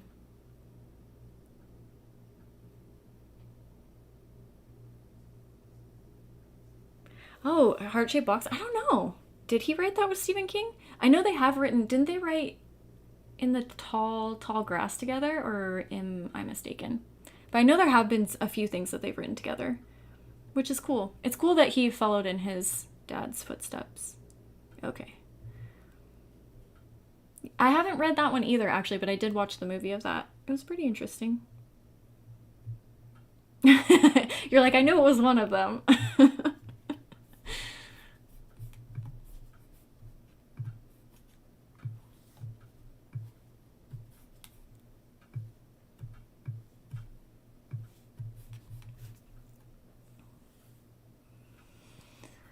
Yeah, that was an interesting one. Oh, do you guys like Maximum Overdrive?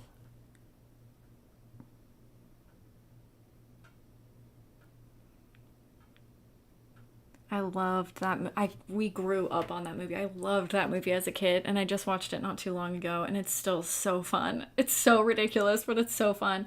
Um,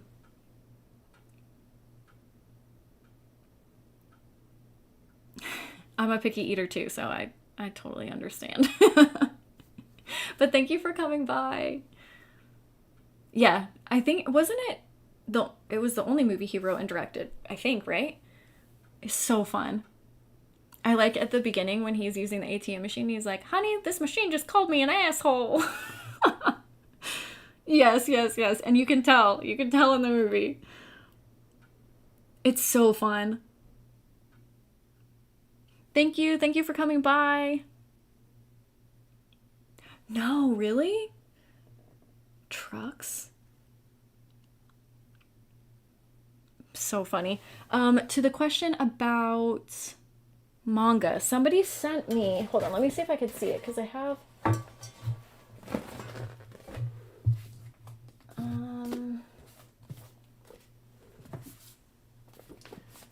Did I not put it over here? Somebody sent me. Man, where did I put that? Somebody sent me a really cool manga book, and I feel like it might be from that person. Where is that comment? It was called, I think it was like a Frankenstein type. Frankenstein. Yes, yeah, it was. It was by Junji Ito, is that how you pronounce it? But it was this Frankenstein. I don't know if you can see it, but this Frankenstein book. Ooh, that's hot. I have not read it yet. I thought I knew where it was, but I really gotta put things in order. Oh, I think it's right there. Hold on, let me grab it. Oh.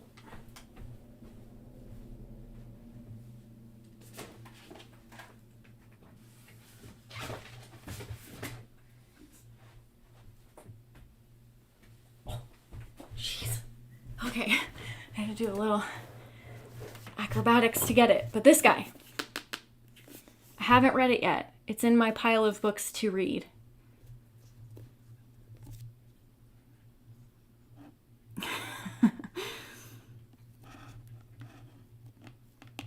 Is the Drifting Classroom, is that another manga? Yeah, somebody sent this to me. Isn't that so nice? Just, which I'm really thankful for, and I think it's really cool. So I will read this soon. Actually, you know, October probably would have been a good time to read it, but so will November and December because it'll be cold and stormy and spooky and stuff. So yeah, super excited to read that. I don't read, I don't want to get pumpkin guts all over this. I haven't read in the past really any manga books. I used to read in school. You know, did you guys ever have this in high school where they had reading time after lunch? It was like 20 minutes of reading time. Anyways, this girl in front of me always had manga books, and so I read a few of them, but I have no idea what they were. They weren't horror for sure. But those were the only ones that I've ever read. But I will give that one a read. Oh, interesting. So he's a horror name in Japan. Don't think I've really read many Japanese horror books. I think the only ones that I've really read are Audition and the Ringu book, the book that The Ring is based off of, or Ringu is based off of. I think those are the only Japanese horror books that I've read. And Audition is not even really horror. It's super, super mild until the very end. It's not like the movie at all.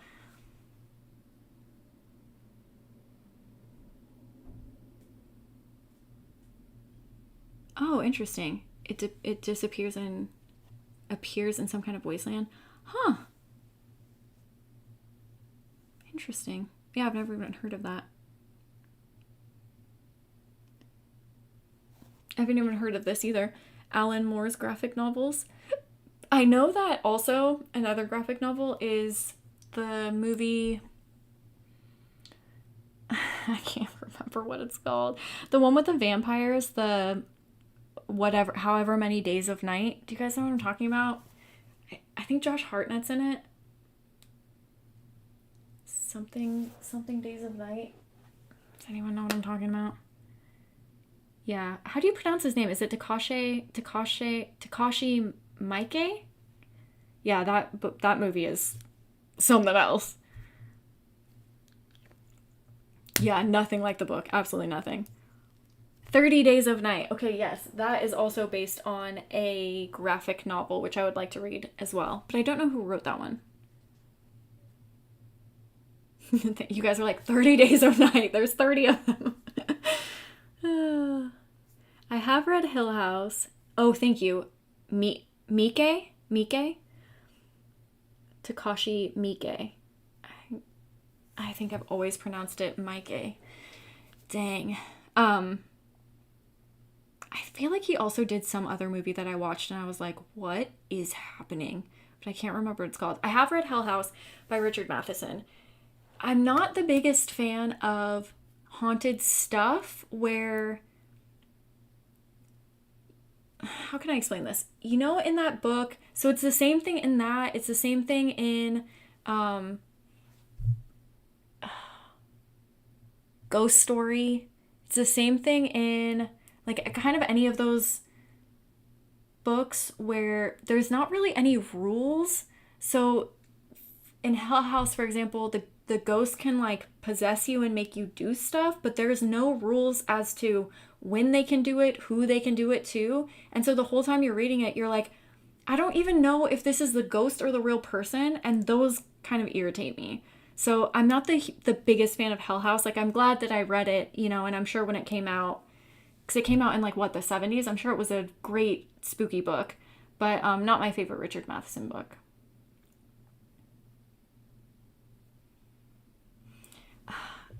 can't remember.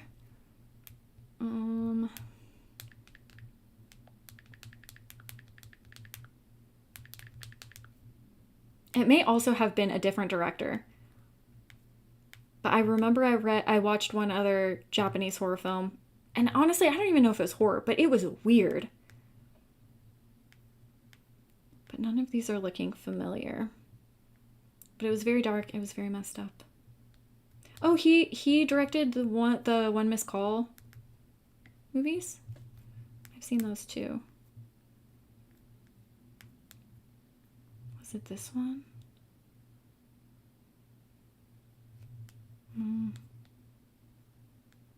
Oh, he also directed, is it Itchy the Killer or Ichi the Killer? I did not know that he directed this one as well. That's a messed up movie.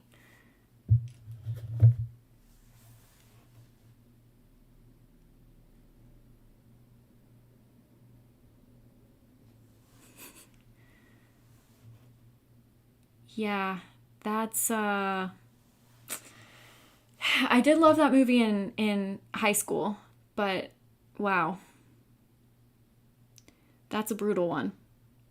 I haven't seen it in a while. I wonder as I age if I can stomach things as well as I did when I was little, because that's the kind of stuff that I reached for when I was a teen. I just loved finding weird, gross, disturbing, foreign films. Rigor mortis? I don't know what that is. Let me see.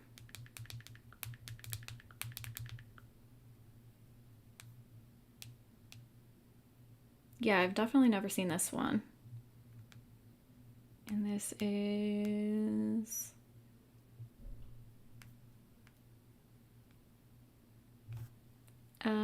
from Hong Kong? Hong Kong horror film. Interesting. Yeah, I'll check that one out.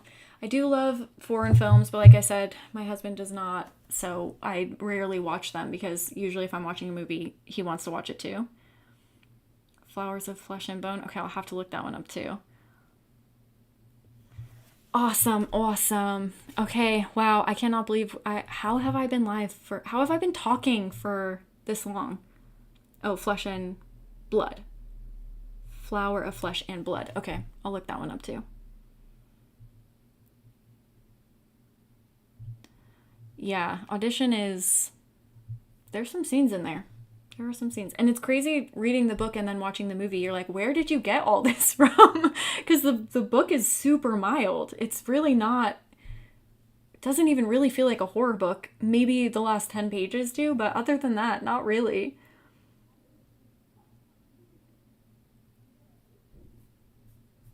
Well, thank you for all the wonderful suggestions. Okay, I think I'm gonna go read a cozy mystery. That sounds wonderful right now. And then go to bed because I haven't slept well in the last 3 days. I'm exhausted. The audition book.